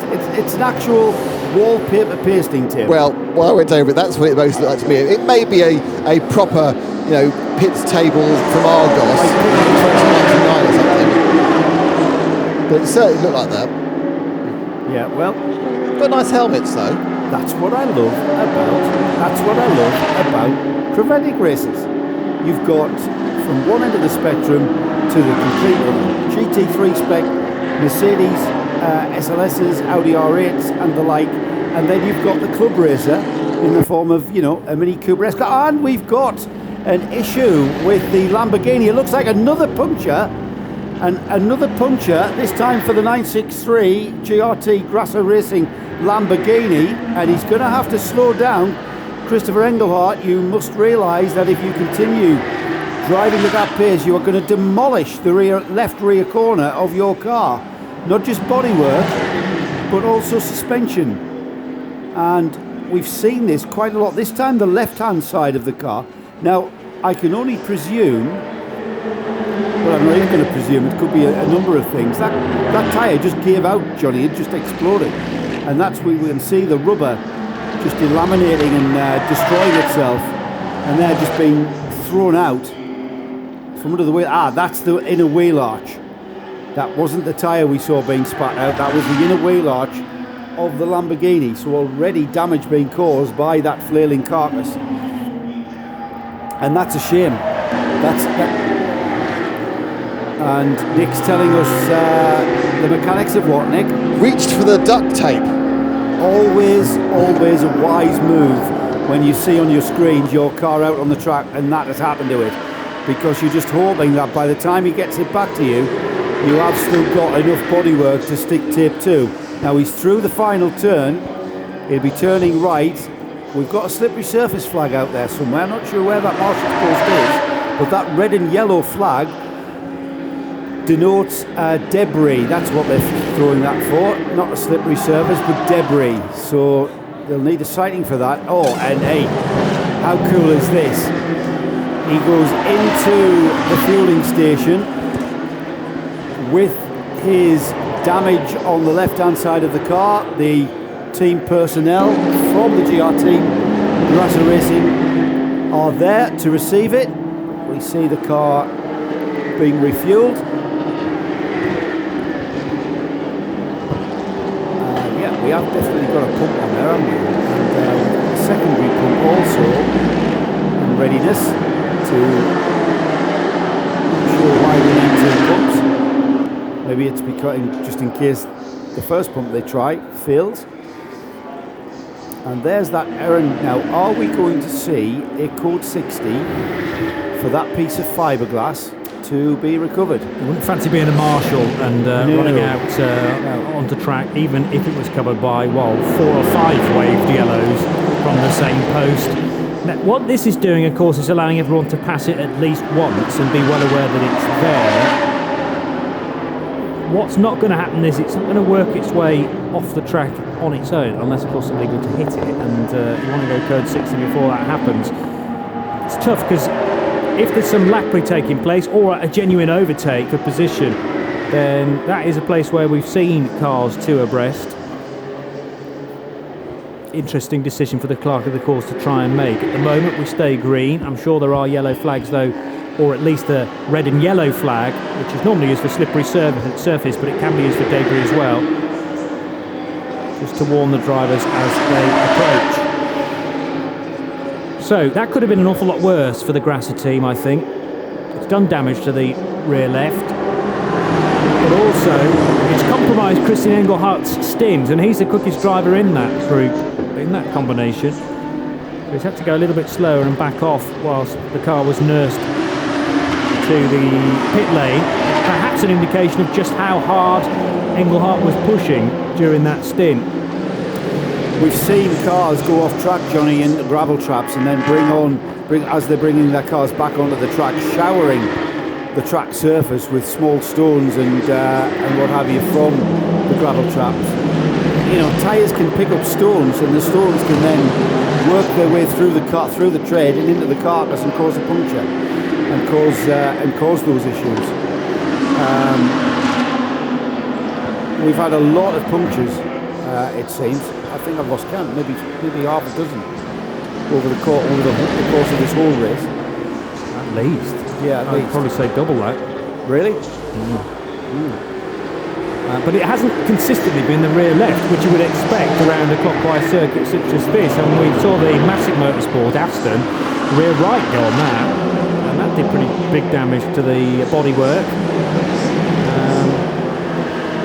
Clearly on a clockwise circuit, for the main part on this lap, you're going to be turning right, and there's a lot of hairpins, right-hand hairpins here, which, as you accelerate out of those, really does take it out on the rear tyres of these GT3 machines. Okay. Here is the Lamborghini, the Huracan 4 GRT Grasser, and our man Nick Daban is on the scene. The car squeals to a halt, Nick. Yeah, it's massively shredded on the rear end. You can see why it's ripped out the inside of the wheel arch. Look at that, it's like a flailing the brushes you see at a 1970s car wash, isn't it? Yes. And the car wash, yeah, I've got the singing in, that's that ticked off. Now actually, it looks like it's left the rest of the car relatively unscathed. Look forward, no, it's not taken out anything important, that's good. And the amount of bodywork it's ruined is very, very low. In fact, there's no tank tape. That's a disaster. They don't need any tank tape. I haven't used any. It appears that it's ripped out the inner wheel arch, which is also going to slightly affect the. Look at that. That is done. It's like a hula. It's like that tyres decides to wear a hula skirt, isn't it? Yeah. Yeah. The tasseled effect as the the gauze, or the woven bit of the tyre, which is way below the rubber. Yeah. Breaks up. Yeah. That's just the material that they use to create the canvas of the tyre. Yeah, the canvas. Yeah. It would have been interesting to see whether they got any bright green tank tape. I would imagine they'd have to go to Nick's mate, who matches paint for a living. We know all about that from his Triumph TR4.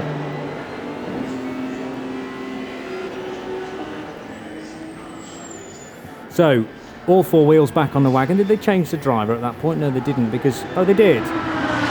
You probably told us all about that, Nick Daban. Let me put the microphone up. So Hello. No, I didn't actually. I was naughty. I was too interested in seeing a tasseled tyre. Yes, I think it was Rolf Inichen who got in. Certainly one of the Inichens got in. Christian Engelhardt is sitting down. Here comes the 169 again, the poor little Fiesta, looking for a control-alt receipt. They're going delete. They're going to do a driver change as well. When we come back from the Motors commercial, I'll have a word with Christian Engelhardt and see what's going down. Yeah, see what's caused that. Yep. We've just been speculating as to what could be the cause of these punctures, Johnny. I'm quite sure, we're not seeing aggressive setups. We would have seen, punctures at lap 12 if we were. I don't think it's setup. I genuinely think it's debris. Oh, do you? I think it's debris in the form of gravel and stuff being brought on.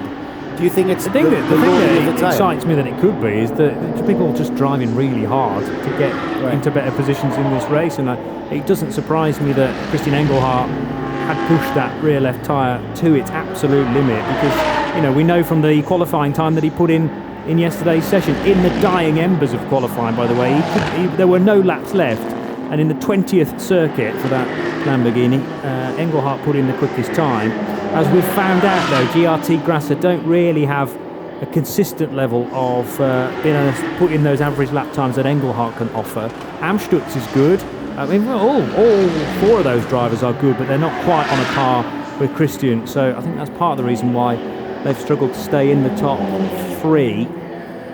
And they've had one or two issues as well, including that puncture of late. Martin Eichen puts in really good times. In fact, he's done the best lap of today's part of the race.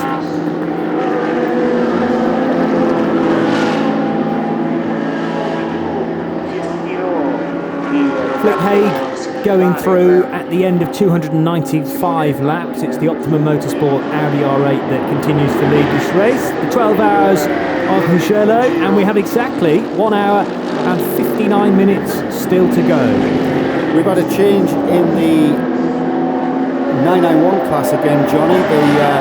They're swapping and changing at the front of that 991 field. Just under 8 minutes ago, we saw Charles Espinal come into the pits and hand in car 78, that is the MRS GT Racing Porsche, and hand the lead back to the bright green dynamic SRL Porsche of Mercatelli, and that's car 56. That car now back in the lead. Charles Putnam is the one that has been planted into the 78 car, and he will now take up the challenge of catching and passing the 56 Porsche and taking the class lead back, just in the same shape as his teammate Espinal did. But I think we've got an interview done, and we've got Nick, who's going to have a word with Christian Engelhardt, I believe. Christian, not the way you want to bring a car in the stint. What happened? I don't know, really unlucky. It's the worst place to blow a tire in the first corner. And I had to do one complete lap. I just had a puncture, nothing really happened, I don't know why. I lost pressure on the straight, I saw it on the straight. The warning came up, and in turn one the tire directly blew in the left rear. And I had to go one complete lap back to the pit area, and we lost quite a lot of time. It's tough luck because we had so many small things in this race, and we don't seem to be really so lucky today. So you lost pressure first. I mean, had you had any slight offs or any reason why it would have gone? No, nothing. Really nothing. No contacts. No curbs or nothing really that should cause this. I don't know what's the reason. I guess probably a part on the track. There's so much rubbish on the track now in the late state of the race. Unlucky.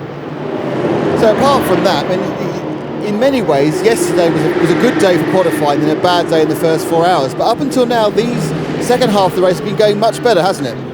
Yeah, I think we did really well. It's just we're fighting with the luck today, and we were still fighting for the podium. We are still fighting for it now, and so we just hope that maybe we can still make it. We'll see. Thanks, Richard. Thanks a lot. Hi. There. Yeah, well, that's kind of the only thing they can do, isn't it, when you're running around in fifth, which is no bad position, but you have actually got an A6 AM car ahead of you right now. That's the IDEX Sport Racing Mercedes. Paul Lafargue driven right now. Their tactics, Johnny, were simplified, quite frankly. They were simplified by just needing to go flat out. That's what Amsterdam said to you, wasn't it? Yeah, absolutely. And I think that's exactly what Christian Engelhardt has done, with sort of disregarding the fact that the Hankook tyre can go off. We go code 60, by the way, as there on the screen. If you're watching on Motors TV, we have the full classification of the standings. So Flick Haig leads with Nicky Pastorelli coming into the pit lane. Now, have they at V8 Racing chosen to pit at an optimum time? But bear in mind that Pastorelli, having been in the pit into the fueling area, then the pit lane, is going to have to serve this 3-minute penalty. Now then, that is played right into their hands, because that pit timer is not in purple. So they've pitted 2.5 minutes ago before the 60. So they will be able to pit with then they'll be able to replenish. Nick is asking the question about. Sorry, go on. I say, but that's fine. They've done well. They get their full sloop of fuel, but can they serve that penalty under purple? Because if they can't, they're going to have to come through the pits again. We're going to have to get the encyclopedias out for that one and grab the regulations.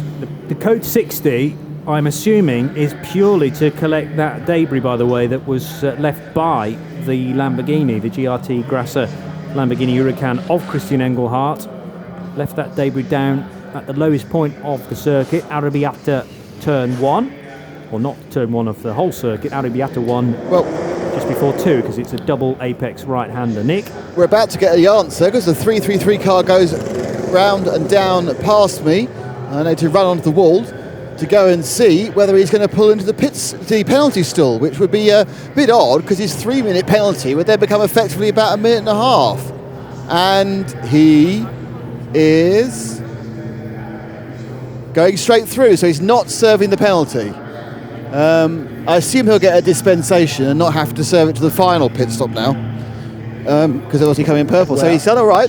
He's got a free stop or a half-speed stop, but he hasn't served the penalty. Well, if he doesn't serve it at the next pit stop, he will have to come in and serve the penalty Yes. before the finish. Well, I think that what basically happened was, probably in the rules are, if you've due to serve penalty, but it goes code purple, well, you can't. Yeah. So you get a chance to serve it at the next one. But obviously, when you run out of places to serve it, then you have to do an extra stop. Yes, he will. He will. And that would be effectively like an extra stop, Nick. So, you know, a good stop is 3 minutes, but considering in and out times as well, it's going to be a little bit more than 3 minutes. It's 3 minutes static in the penalty box. So, yeah, I think that's going to be a massive disadvantage at this stage. We're, you know, an hour and 53 minutes remaining. I think that V8 Racing Renault is out of contention now for potentially even for an overall podium, to be honest, with that kind of deficit that they're having to make up. Right now, though, Flick Haig still maintains a three-lap lead. That's going to go out to even more, because Pastorelli, who we know has got to take in, and into the pits, by the way, Johnny, has come. No, I'm seeing things. I could have sworn I saw the leader into the pits, but that's not the case. No, what I was going to say is we've got Pastorelli, who is 3 laps ahead of the number 10 Hofer Racing Mercedes. They are going to drop back into the clutches of the number 10 car. Whether or not they will lose that 3rd place overall to the first of our A6 AM runners, that's the number 17 Lafarge IDEX Sport Mercedes, that is a bit of a long shot, and I think they probably will hang on to a podium place, but I think very much that they will lose out to the number 10 Hofer Racing. Now, of course, we're not factoring in any other issues for any of those cars. That's if they have if all 3 of those cars have a clean run through. And that's very unlikely. 2 seconds, I think Nick's wanting to whitter in. I'm sorry, I'm just down with the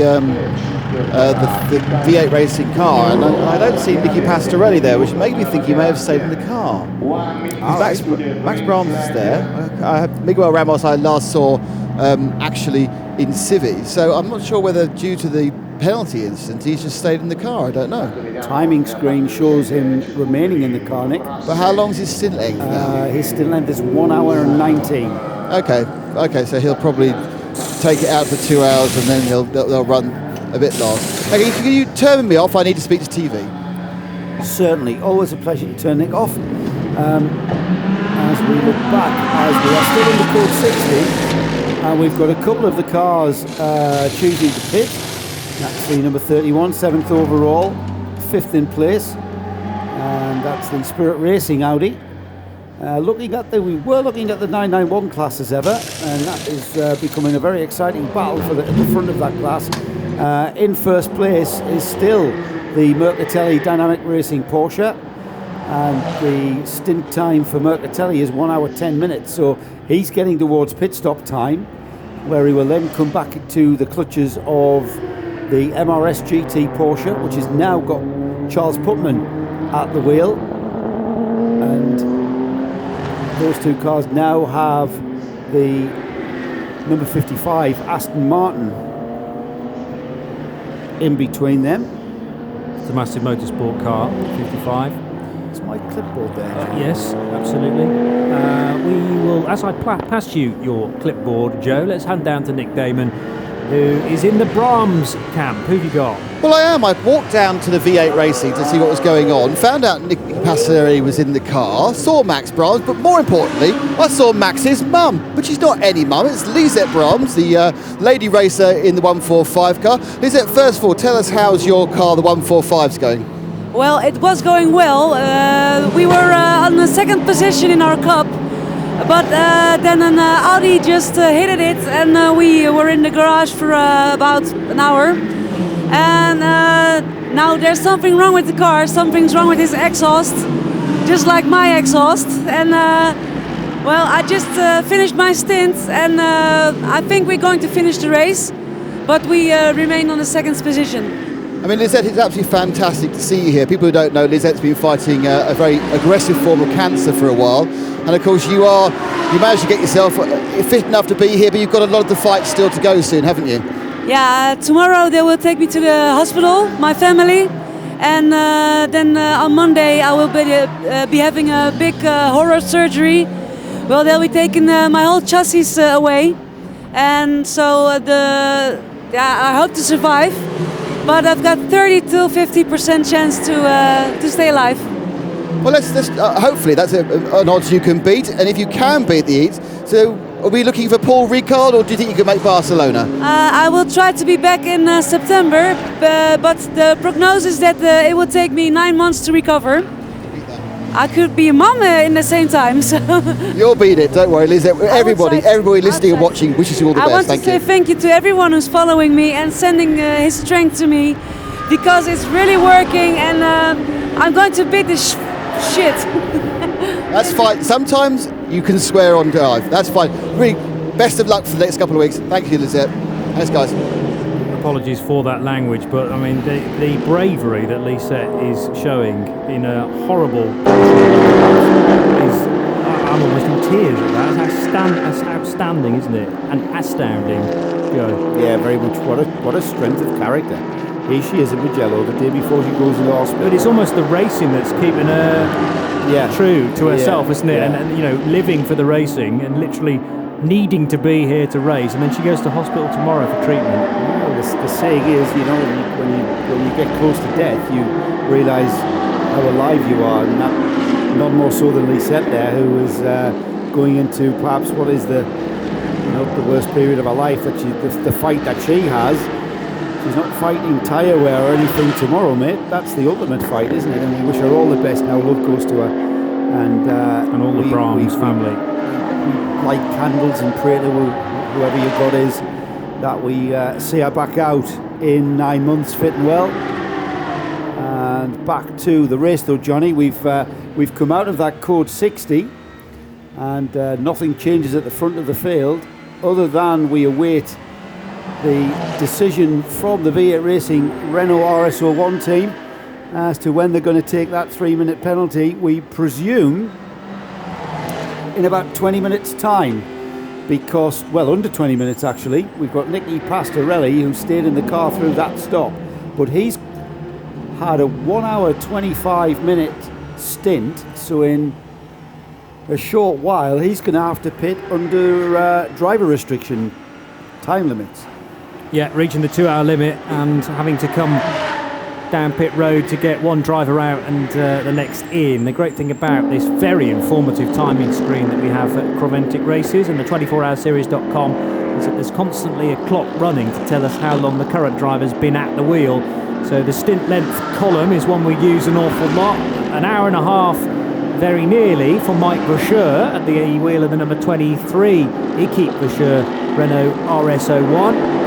And an hour and 20 minutes done for Flick Haig, a little bit over that for Nicky Pastorelli, and a full hour now for Paul Lafargue for IDEX Sport Racing and their Mercedes, the number 17 car, which is the car immediately in front of our onboard machine right now, the sky blue and white IDEX Sport Mercedes SLS. And that car did not have a good start to this race. It was out of the top 10, I'm sure, but that is a lesson in the part of endurance racing which Paul Truswell has told me an awful lot about, just ticking off those laps, not really caring where you're running, just make sure that you run with consistent times, you're doing your stops, you're doing your driver changes, and the race will come to you.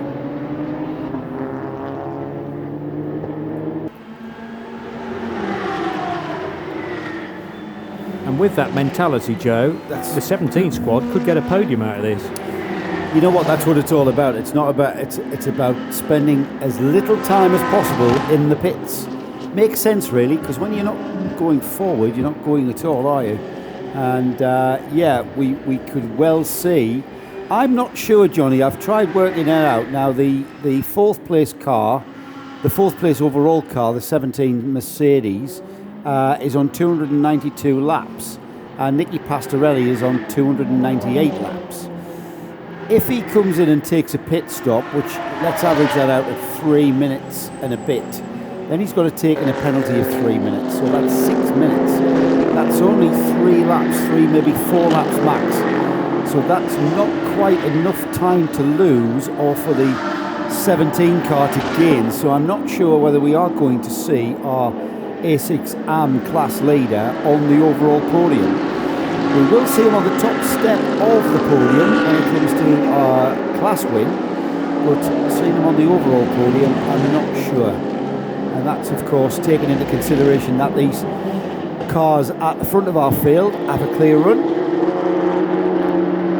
And looking down the classes, as we've mentioned, that bright green dynamic Porsche of Nico Mercatelli is leading the 991 class, but he's getting towards that window where he owes us a pit stop.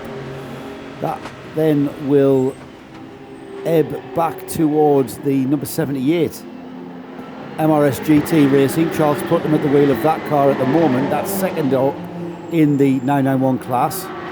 SPX leader, that car is 9th overall, and that is the GDL Team Asia Lamborghini. That car 7th overall and quite a way ahead of the next runner in the SPX class. Car 77 is the car we're talking about. And if we look at that team out of San Marino, it's Giacomo Barri at the wheel. Now that car has completed 289 laps, and the next in the SPX class is 3 laps behind that. That's the Vincenzo Sospiri Lamborghini, the 666 numbered Vincenzo Sospiri Racing, and at the wheel of that car at the moment is the Chinese driver Jai Tong Liang, and they are currently 13th overall. We look at the SP2 class in a moment.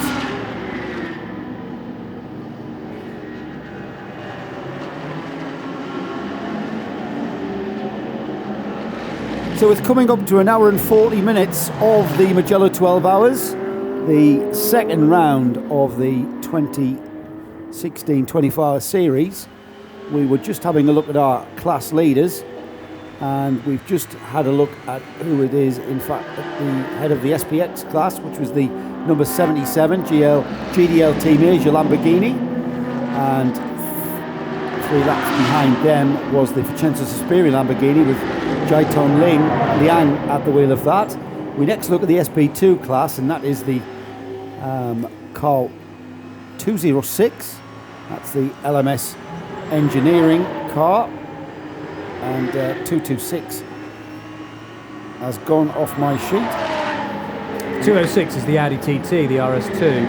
Ah, of course, one of my... How could I forget that one? I don't know. That's one of my favourite cars in the field, Johnny. It's the LMS engineering one. Who's at the wheel? It's Peter Turting at the moment, although interestingly it says on our screen C Turting. I wonder whether he's got another first name he uses sometimes when he's going to see Harold at timing. But yeah, Peter Turting list. Oh, it's interesting because he's not labelled as one of their drivers, and nevertheless 206 Peter Turting is listed on my screen. All right. They may have had some shuffling around since they issued that entry list that we all got at the start of the race. There always is, Johnny. There always, well, we heard, is. did we not, about potentially the 2 Ram Racing drivers going along to Treble 7 and trying to get themselves a drive after the Ram Racing Mercedes AMG. I wonder if they changed their minds. I wonder if they changed their minds when they saw the suspension field. Yeah, they're not especially a good look omen for any of the Mercedes up and down the order. No, not really. There are some weekends where you just think, this is against us. Should we just forget it? Get your coat. Should we come back into Zandvoort and hope it's all forgotten? Yeah, get your coat. We're going to discretion being the better part of valour. Let's have a look at SP3 then. SP3 in the form of our SP3 leader is, I make that out to be car 284. Yep. And that's the Nova Race Ginetta G55. It's the Italian team. Roberto Gentili at the wheel. Oh really? It says Magnoni on there. I'm starting to think that this screen that I'm looking at is not the most accurate, so we'll go with yours. We've got Luca Magnoni down on the timing screen we have in front of us, Johnny. Yeah, go with that. 2 laps down from that car is the second in the SP3 class, also a Ginetta G55, also from the Nova Race team, also from Italy. And at the wheel of that car is Carboni. That is, and once again, Carboni, in addition to the driver lineup of William Moore, Manuel Lasagni and Maurizio Copetti. And the SP3 top 3 is rounded off by car 125. And I haven't even got that on my list, Johnny. Who's in that one? 125. That sounds like a Seat It is a Leon Seat. from... Now, I was going to say Class TCR, but we obviously have a Yes. Seat Leon in... Actually, you know what? We're down as the in the TCR class down here from Holland. Gilles Bessem and Harry Hilders. Harry Hilders, and it's Harry at the wheel right now for NKPP Racing. Yeah. We're going to have to go a screen down to see our next runners. TCR class, the first of our TCR class runners being identified as the number 140 car. That's the PCR Sport Spanish car. We went to talk to the guys. Habla inglés, por favor. And he said, no, Espanol. And I explained that my Espanol was very poco, which means very small. So the leader of that one, car 140, at the wheel of the TCR lead is in the form of Antonio Aristi. So Antonio Aristi at the wheel of that car. A3 is the car 101, which is the BMW of the Hofer Sport. Hofer Cooper Racing, Hofer Cooper Racing. with their E46 M3 Coupe. Martin Kroll at the wheel of that. Now that car I saw soaking up a penalty, so doing very well to be at the head of the field. Again, not a massive grid in the A3 class, and that's because they are from one of our touring car classes, the majority of which we will probably see in 2 weeks' time at the 24 Hours of Silverstone.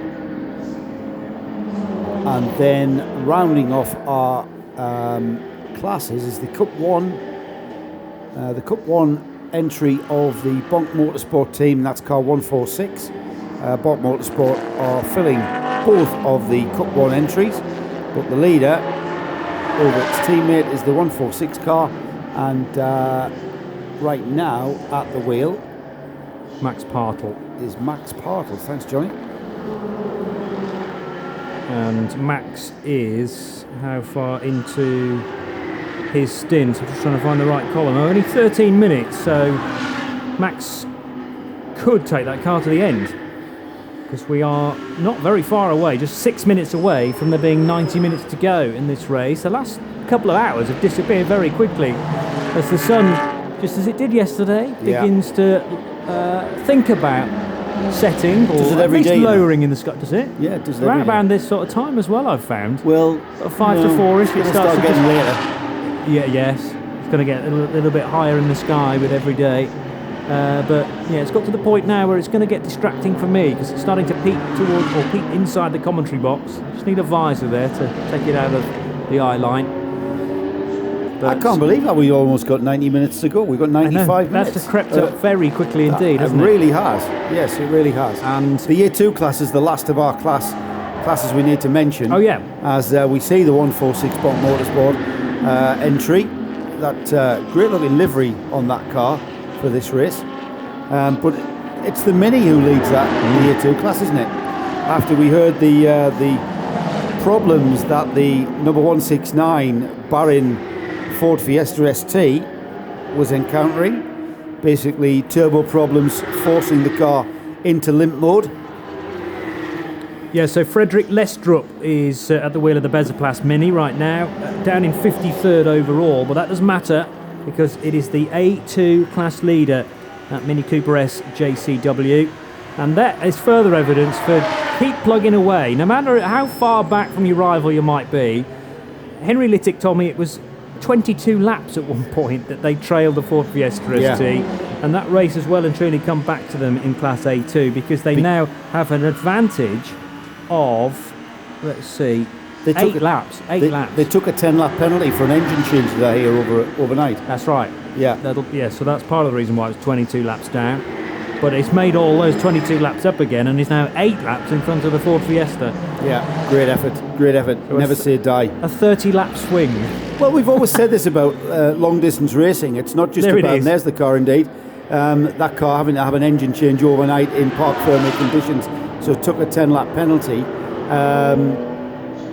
Endurance racing's not just about winning, is it? It's about the challenge of making it to the end. Yeah.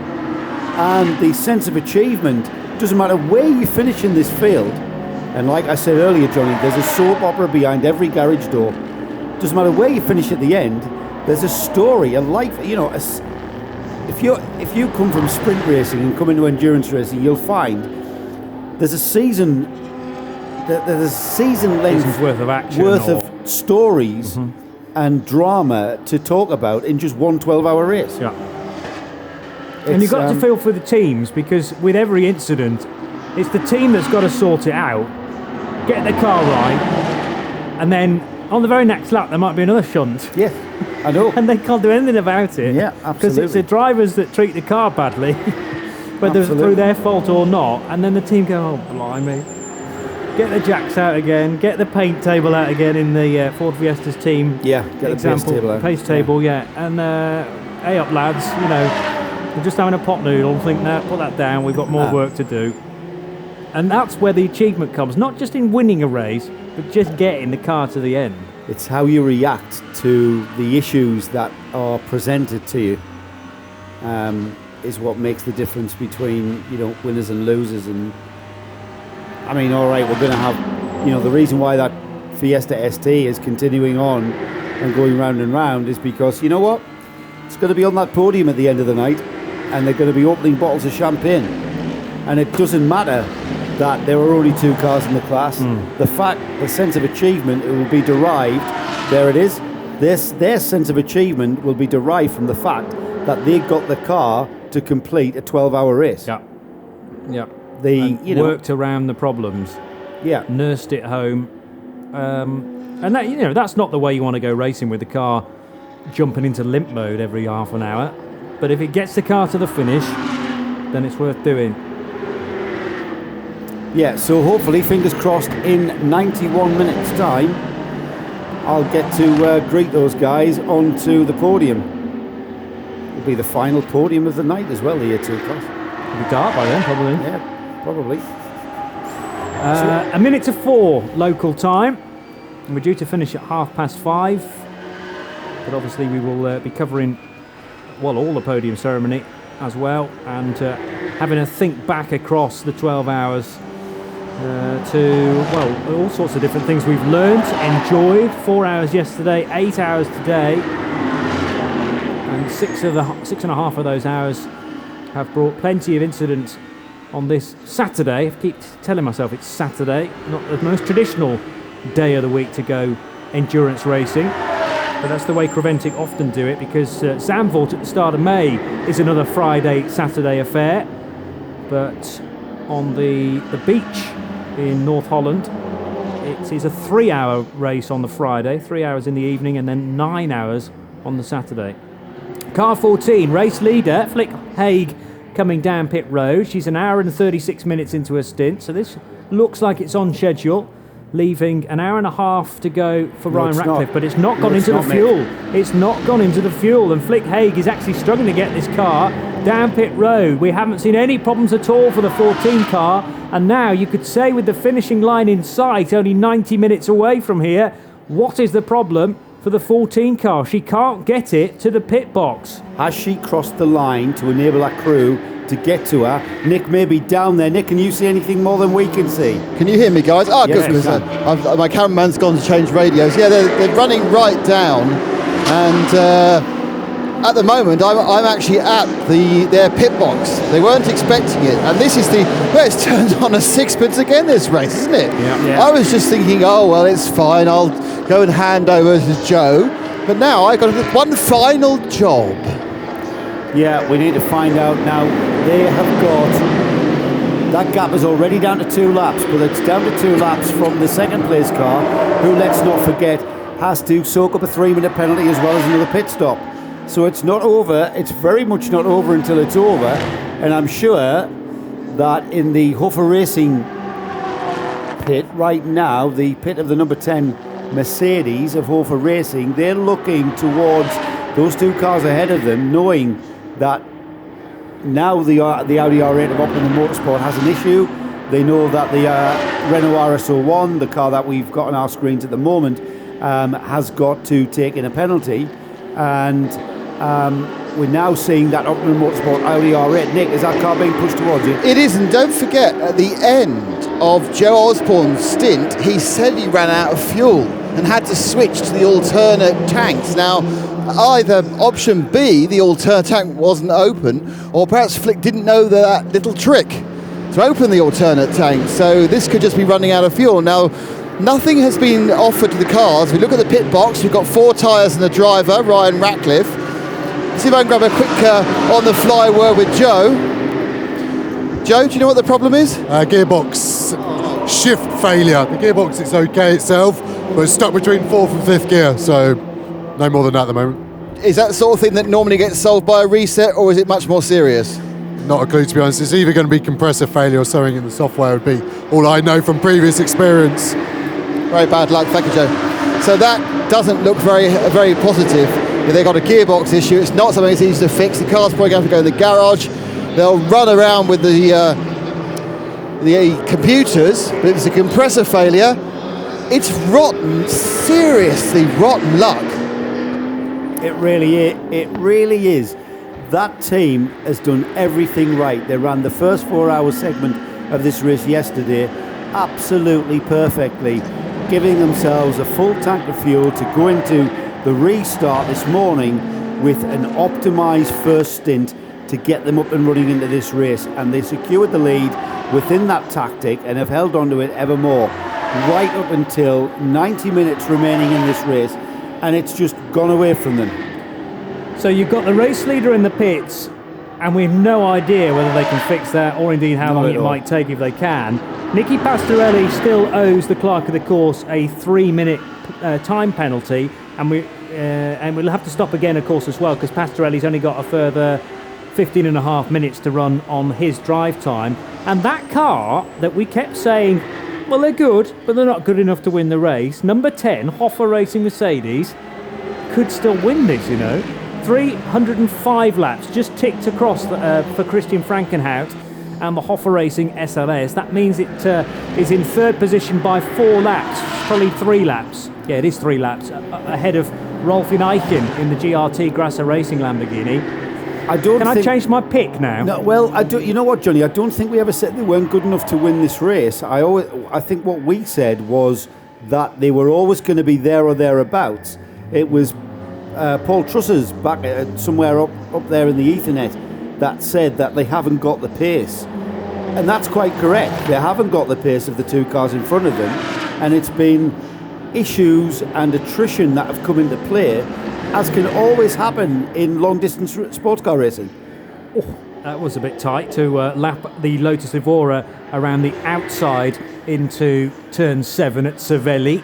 Christian Frankenhout almost with an extra bit of hunger now, knowing that a race win could very much be in the offing here. There's the treble 3 car, the V8 racing machine, set to inherit the lead then. It's not leading at the moment technically, because the 14 Audi still has a 4.5 minute advantage, but that is being whittled away with every turn of the wheel for Nicky Pastorelli.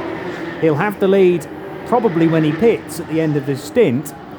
Christian Frankenhout should move up to second position, although there's still about 3 laps between him and Flick Haig's Audi R8. I think we said that when you take the driver rotation into account, there are 5 drivers allocated to car number 10. Your average lap time across all 5 shouldn't be good enough to win the race. But the thing is, they keep ticking a laps off. If we see the V8 Racing Renault RS01 pit perfectly, a good pit stop is around about 3 minutes.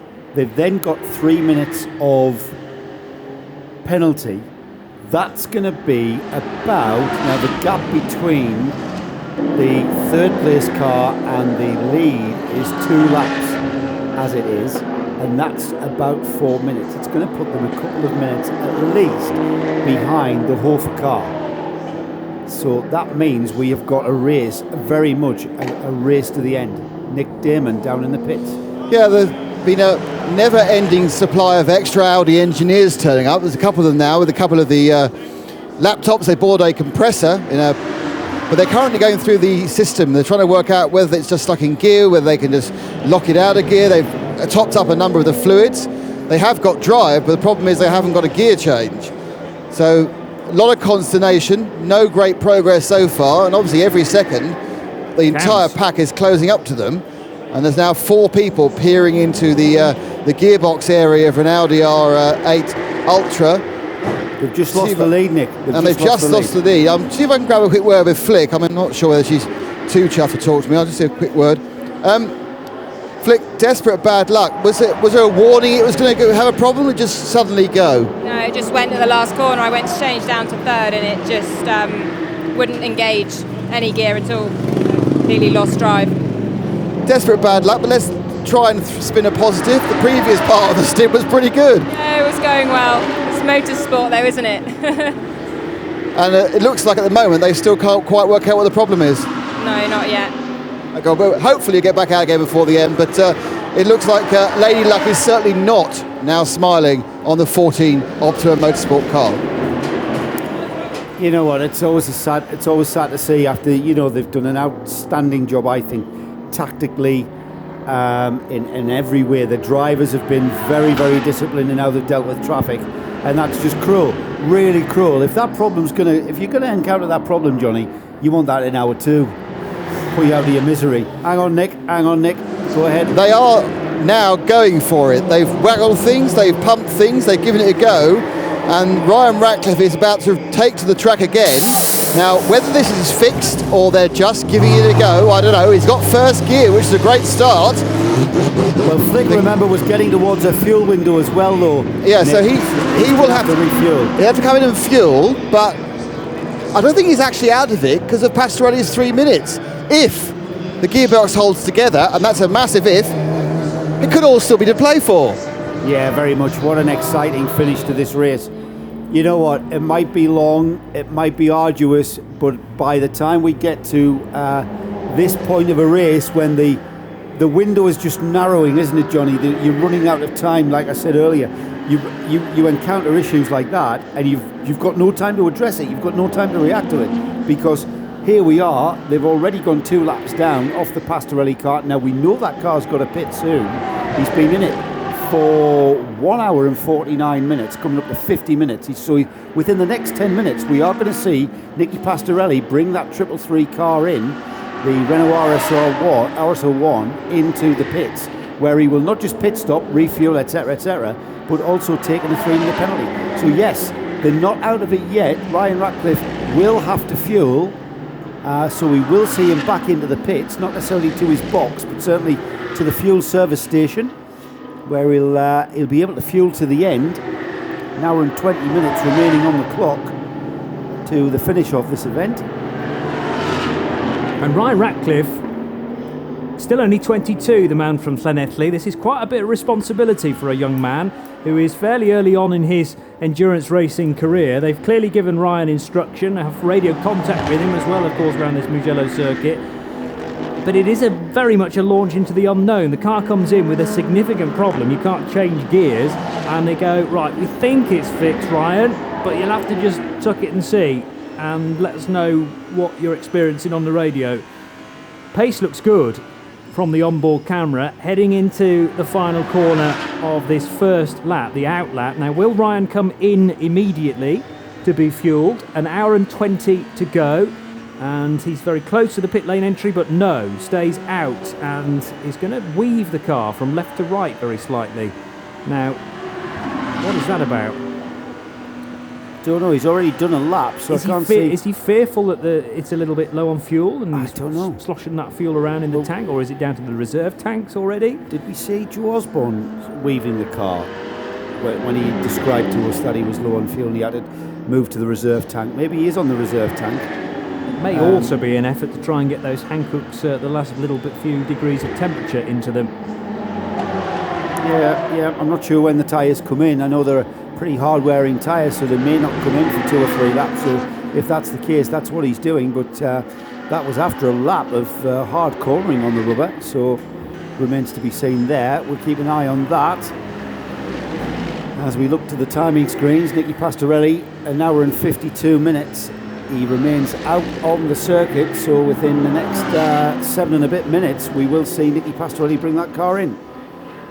Up through Arrabbiata 1 and 2 goes Ryan Ratcliffe, and Nick and I noticed that during the first bit of Ryan's last stint, it did take a lap and a bit really for those Hankooks to get properly up to temperature, and then Ryan could really push, and he's going to have to do exactly the same in this stint. An hour and 19 minutes to go, 309 laps completed by Ratcliffe. Over the line goes Nicky Pastorelli to post 312 laps in the book, and that was a 1:53.2, so very good times being displayed by Dutchman Pastorelli for V8 Racing. Treble 3 leads it then, 14 second. The 10 car Christian Frankenhout in third. Anybody at home thinking that Hoffer Racing could still win this, the second round of the International Endurance Series at Mugello? Rolfin Eichen, who is at the wheel of the GRT Grasser Racing Lamborghini, is in 4th position. All of those cars are A6 Pro machines. And then the A6 AM leader, 5th place overall, Gabriel Abergel, and the IDEC Sport Racing Mercedes running in 5th position. Then the leading SPX car, which is another Lamborghini Huracan, but the Super Trofeo spec for GDL Team Asia. And Bryce Barry at the wheel of that, the 77 car. So car 14 out of turn 5 and down the hill over the bridge that is the tunnel really. Goes over the road, the only road in and out of this place. 1 or 2 people made the comment. In fact, it was Vincenzo Sospiri, I think, about maybe improving the routes in and out of this place to really make it a world-class venue. That's the one thing lacking about Mugello, is that there's basically a country lane to get trucks and fans in and out of this circuit, deep in the heart of Tuscany. Nick Damon joins me back in the main booth, and you've done me a big favour there, because with that sun getting lower and lower in the sky, we're at 4:15 local time, it's started to hamper my visibility, and that's something to bear in mind for the drivers as well. Treble 7 car, the MP Sports machine, started from 3rd position yesterday at 2 p.m, and from that point, almost within about 10 laps, it went very much downhill. This is the Robert Kubica car. I'm not sure who's at the wheel of it. I'll try and find out, but very slow. Martin. Is it young Martin Prokop? Yes. Yeah, it's an interesting little thing, isn't it? They had a glorious practice, a relatively good qualifying, and then 10 laps it all went south. But they have gone out there. They've run the laps. They're running very quick laps with Robert earlier today. And given the fact that it was meant to be a test and a trial, well, they've managed to do it completely under the radar, because we haven't really noticed them since about 15 minutes into the first session of this race. Yeah, so I was actually meandering up. I'll come and relieve Joe, and then suddenly all heck broke loose with the probably the 14, which it now seems, given that Ryan Ratcliffe's last, that was 1:54.1, is absolutely back on par again and up to perfect health, though he is 2 1/3 laps behind.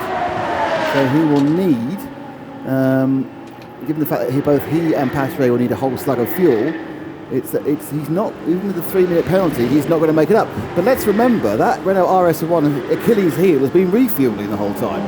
He's never been able to refuel properly. Also, when Ratcliffe goes into the pits, he doesn't need tyres. He took them during that instant with the gearbox. He doesn't need the drivers who's staying in. So it will be a shorter pit stop. It should be a pit stop that is shorter by about a minute plus the 3 minutes. It should be 4 minutes shorter. It just depends how long it takes to get the fuel into the car of the leading Pastorelli V8 Racing RS01. Now, I think that Max Braams will be taking that over, because I saw him suited and booted down there. I didn't see Miguel Ramos. Now, 3rd place is Christian Frankenhout, and he's in the pits at the moment. Now, whether that's just for fuel, I don't know. I've been there for 2:38, so Frankenhout's in. Given they now have a chance of success as well, they'll probably be in the 2:46. I wonder if Frankenhook now is fueling to the end. Can he do that? I think he may not be able to. You need to get Kenneth Heyer in. I don't think we're changing now. If they're going to actually put fuel in, then they'll have to put Kenneth Heyer in as well. Rolf Vincenzo also pitting on this lap. It's Kubica at the wheel of the 777, and he's got it back to the pit lane now. 265 laps completed for the orange MP Sports SLS. They're a Czech team, and Kubica the pole, coming down pit road now, possibly into the fueling area. May have gone straight to the team to sort out that issue for the 777. Meanwhile, the 10 car, the Hoffa Racing Mercedes, with Frankenhout at the wheel, being serviced, as you can see there. So from third position it stops, but the fourth place car has also come in on that lap, staying out the A6AM leader, Gabriel Abergel for IDEX Sport. Is there a problem with the... our leader's in the pits as well. Yeah. As is our fourth place man. So they've all decided to come in. The only person not in the pits is Ryan Ratcliffe. Now the interesting thing is, it looked like the Frankenhout car, the Hoffa car, was suffering from a slight problem. I don't think it was just that he wasn't quite in the pits properly. They seem to have a slight issue with the rear right. Yes, rear right as we look at it. So there's a number of the leading cars coming in. Obviously they've decided that 1 hour and a quarter effectively is that final stint to the flag. Yes, because we are 18 minutes past 4 now. The race scheduled to finish at 5:30. So this portion of the race has really crept up on me very quickly indeed, and I'm sure the teams have been well aware that they will be getting towards the important part of the race where you start to consider your final stint, who you're going to put in the car, how much fuel it will need to get the car to the finish. And does that, for some of the teams, work in a final code 60 to get them extra light? Well, reliant on possibly. something happening. But we haven't had a great deal of code 60s at the Mugello 12 hour this year, so the likelihood of winning the final hour is pretty slim. Hoffa have had to do a rear disc change. So there's obviously, that's why Frankenhook came in, because there's a problem with the rear of the car. That's probably going to take them out of contention, though. Even though he's taking a full slug of fuel, they're doing pads. Did they actually do the disc, or just leave the disc ready? So there's a rear pad change on one side only, so they've shed a pad. These old SLS are big, heavy old beasts, and they really are very heavy on brakes, always have been. So the question is, that's going to cost him a lot of time. He's already been in the pits for 5 minutes and 32 seconds. So he's going to lose a couple of minutes. That's probably going to take him out of contention for third, but may put Rolf Vincenzo in contention to take that final podium position, because Rolf was 2 laps down, but has gained 2 minutes in the pit stops. There goes the Hoffa Mercedes, and it's still behind Nicky Pastorelli's V8 racing car, although it won't be Nicky at the wheel now. I'll tell you in a moment, as soon as that car crosses the line, who has taken it over. It's Max Braams, as you quite rightly guessed, Nick. Now, he didn't serve his penalty either. No. So has the penalty been rescinded? Because that's the last stop. Or are they going to try and argue at the end of the race? Possibly. Maybe they're fairly confident that they can win that argument with the clerk of the course. Well, the point is, at this point, now and the end, they should be black flagged. Yeah. There will be a point in the race where you must take your penalty by, like half an hour to go, and if they haven't taken it, they should be black flagged, I think. The message on the screen displayed treble 3, that car, and treble 6, and I was trying to work out whether they'd been involved together with driving behaviour, as it was coined on the screen, or whether that was a reference to one being at fault and the other one not, or of course it could have been entirely separate incidents. But it does seem that now has been forgotten or has been removed. Hopefully it hasn't been forgotten or missed by the It's team. forgotten, obviously, but it's a question really of why they haven't taken it. That is their last required scheduled stop. Yeah. So the question again, and perhaps if someone can bring us a piece of paper into the commentary booth, would be great. Has that penalty been rescinded? Is that penalty active? Do they need to add 3 minutes? No doubt V8 Racing's team manager was called to the clerk of the course's office to discuss it and put forward their case, I suppose, V8 Racing's case for the bad driving behaviour, as was judged by the observers around this Mugello circuit. There's the car in question. A little unsure as to whether it could lap the 97 Porsche there, but did so. Leading comfortably because of this situation. Yeah, they'd sort of discounted it or called it very close between the treble 3 and the 14 because of an anticipated 3-minute stop. But if that's not going to happen, then the pendulum swings back to that bright orange Renault RS01, leading A6 Pro with 3 further pros behind it. But it's Max Braams that leads the Mugello 12-hour.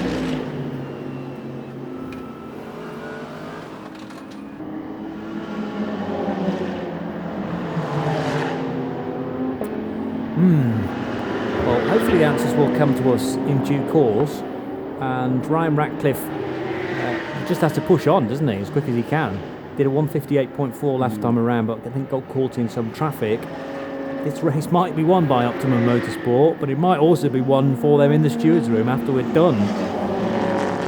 Yeah, as it stands, you know, and we've said this about 14 times, Car X is going to have an easy run to the end, but we've not seen an easy run. Certainly Max Braams now is in pound seats, because not only is he probably he is 42.5 seconds ahead, he has a pit stop in hand, because still needing to take fuel would be Ryan Ratcliffe to get to the end. So he is a lap and a half ahead, because it'll be a relatively quick stop for Ryan,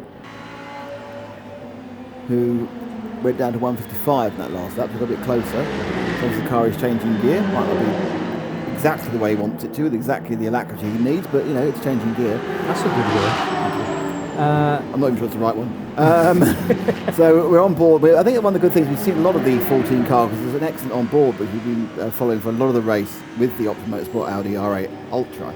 And it gives a very good view from the particular shape of the glass. Sometimes you don't get that from certain onboards, but you've seen the work they put in. You've seen them having to warm the tyres, and now you're seeing them trying on a recovery drive, or do they just go, no, it's just got away, we'll settle for second and hope, and not in a negative way, hope that an issue befalls the 333 as one of the 124,000 Porsches in this race. He's pushed up the number 89. It's a white one.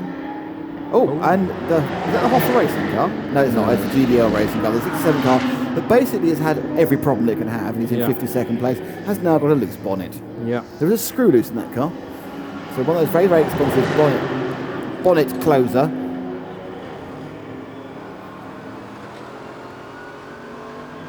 Has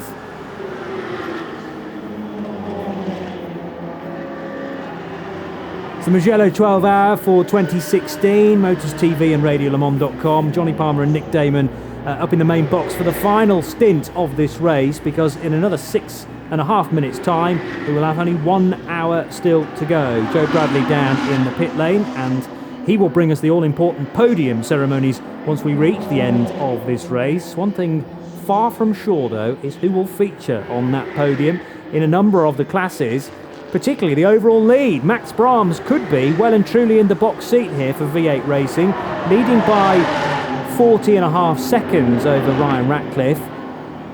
So that is a manageable gap for the next hour, you would say, but there is the impending problem for V8 Racing that there might be a bit of a black cloud. I have a tweet from 24 Hour Series, who actually run this whole thing. V8 Racing is currently leading. However, they still have a time penalty of 3 minutes and need to make a pit stop very soon. So why did they make it at the end of the last one? Very strange. I can only think that V8 Racing didn't know about the penalty, had forgotten about the penalty. It was on the screen for quite some time. Even I spotted it. And I have a habit. 24 Hour Series tweet was putting it out, and we all knew about it, and the rest of the pit lane knew about it. So are they going to try and argue it at the end? So I don't think it'll go down very well with Gary and the rest of the team. Otherwise, why would they have an extra drive for the pits? Because they don't need to do it. They could have taken the penalty at the end of that pit stop. That's one of the things unique to Creventic Racing, is that time penalties issued during the race for whatever misdemeanour, as that car really struggles to turn in to turn 1, being hassled and harangued by Max Braams. But unlike, for example, Formula 1, when you're given a time penalty, you have to come and serve it within 3 laps. You can wait until your next scheduled stop, do the fueling, do the tyres, do the driver change, and then as you get to the end of the pit lane, you tuck into the penalty box and serve the penalty then. They had the opportunity to do that in the last stop, but Max just drove straight out, past the penalty box and back into the race. The 3-minute penalty still needs to be served. So that's pretty much confirmation that and 3 they have minutes, to do this. given the fact that that'll actually end up being 3 minutes 25 once they've been through the pit lane, they are 41 seconds ahead plus a fuel stop for optimum, which is about 3 minutes and 25 seconds. Just staging it to be an awesome final 10 minutes. I think that's the aim of this game. No, V8 Racing had the opportunity there to shave 25 seconds off it. Was it just a simple mistake, a simple inexperienced mistake? And it's certainly possible for that to have happened. But they have plenty of time to prepare for that stop. Plenty of time to chat to Max and actually put in and take a stop. It seems more likely they're thinking about arguing about it. I don't think it'll get them very far because it'll set a really bad precedent, even if they end up theoretically being right. You don't want people arguing about their penalties and then trying to take them at the end. Optimum Motorsport, meanwhile, just have to not worry about that. But that could be them winning or losing this race. So it's slowing again. No. Slowing again. 4-3 problem. It changed down from 4 to 3. And a problem. It chunked. It didn't go too well. It's got a red warning light you can see on his dash there. So once again, it's now playing up. Red, low something pressure I can read there on the screen. So the gearbox pressure has gone again. So it doesn't matter about the 3-minute penalty because the only person who can catch them is Ryan in the Optimum Motorsport 14, and that car is suffering. It is rolling. They'll get back to the pits. Question is he confident he can find first gear to fuel it before he takes it back to the garage? We may be in a situation of deja vu in a moment with Ryan Ratcliffe this time, bringing that 14 car very slowly down pit lane. It hasn't even got through the Biondetti chicane yet. Is that fuel? Has it been in for fuel? Well, no. Was it low fuel pressure, the warning?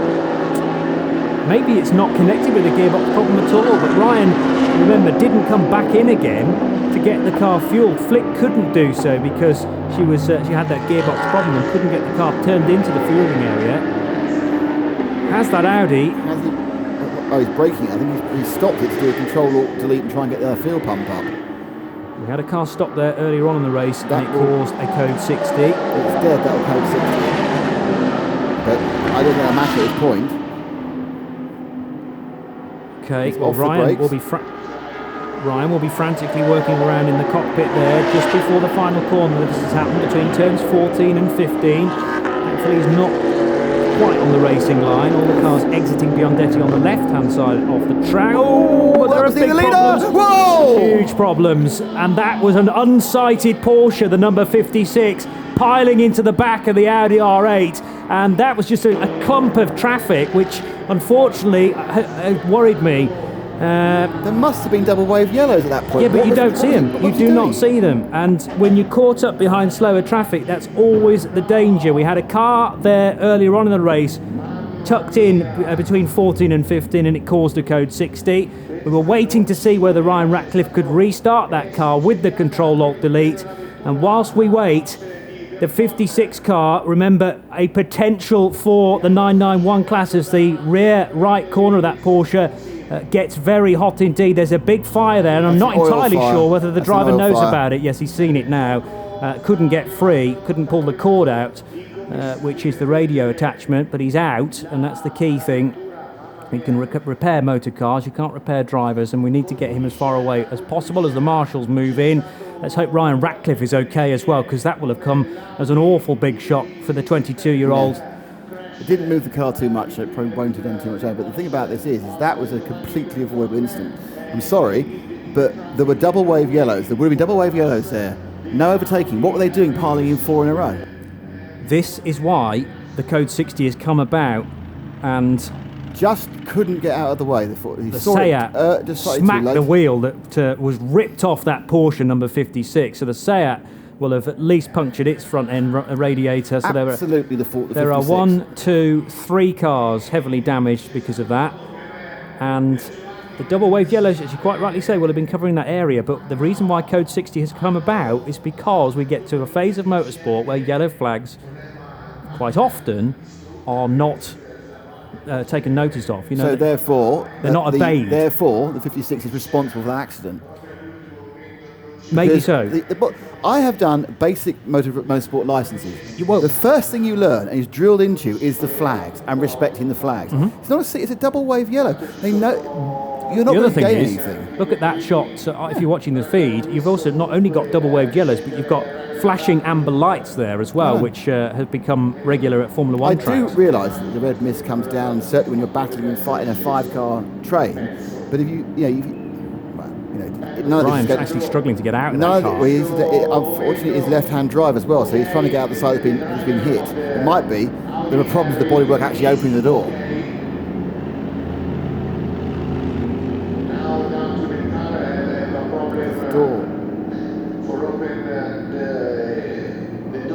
So as Ryan Recker gets out, and he looks a little bit sore. He's had a big smack from behind. Hopefully he won't have got whiplash because he's got a race seat, so he should be okay. Walks away. So you go, what on earth happened there? And the answer is someone wasn't looking at the flag. And someone was trying to gain an advantage. And he hadn't been through the day. He hadn't been through that. He didn't know why there was a flag there. He hadn't been through that part of the track before to know where the car was. Just stupidity. I want to agree with you, but also you have to put yourself in the driver's point of view where you're battling with traffic, and it depends where the flag point is. I don't know this circuit well enough.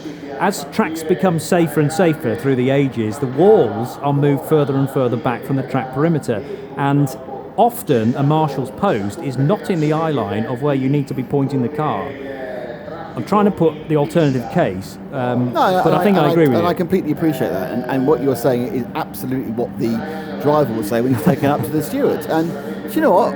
I do not know where the marshal posts are, so I do not know. But I'll just say we've had 2 cars already stopped in identical places, and there've been wave yellow flags that drivers have seen. Yeah.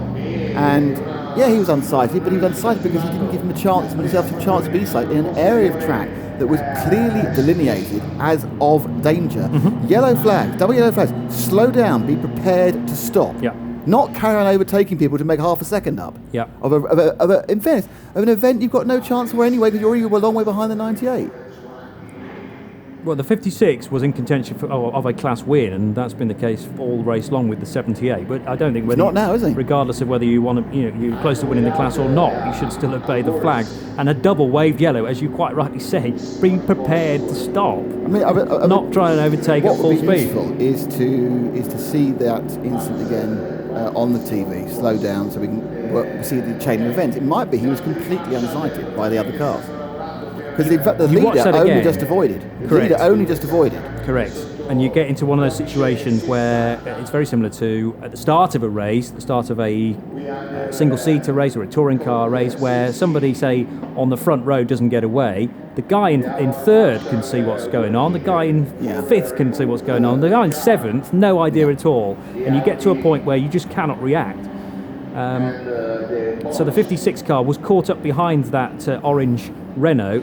The Renault could react, the Porsche tried to react. It could have been an awful lot worse than it did, because actually the Porsche got the front end clear of the Audi, but then spun into the back of Ryan Ratcliffe.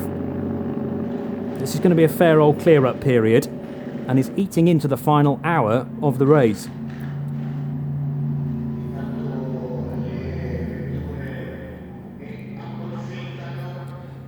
We've said on several occasions during this Mugello 12 hour that there hasn't yet been a big incident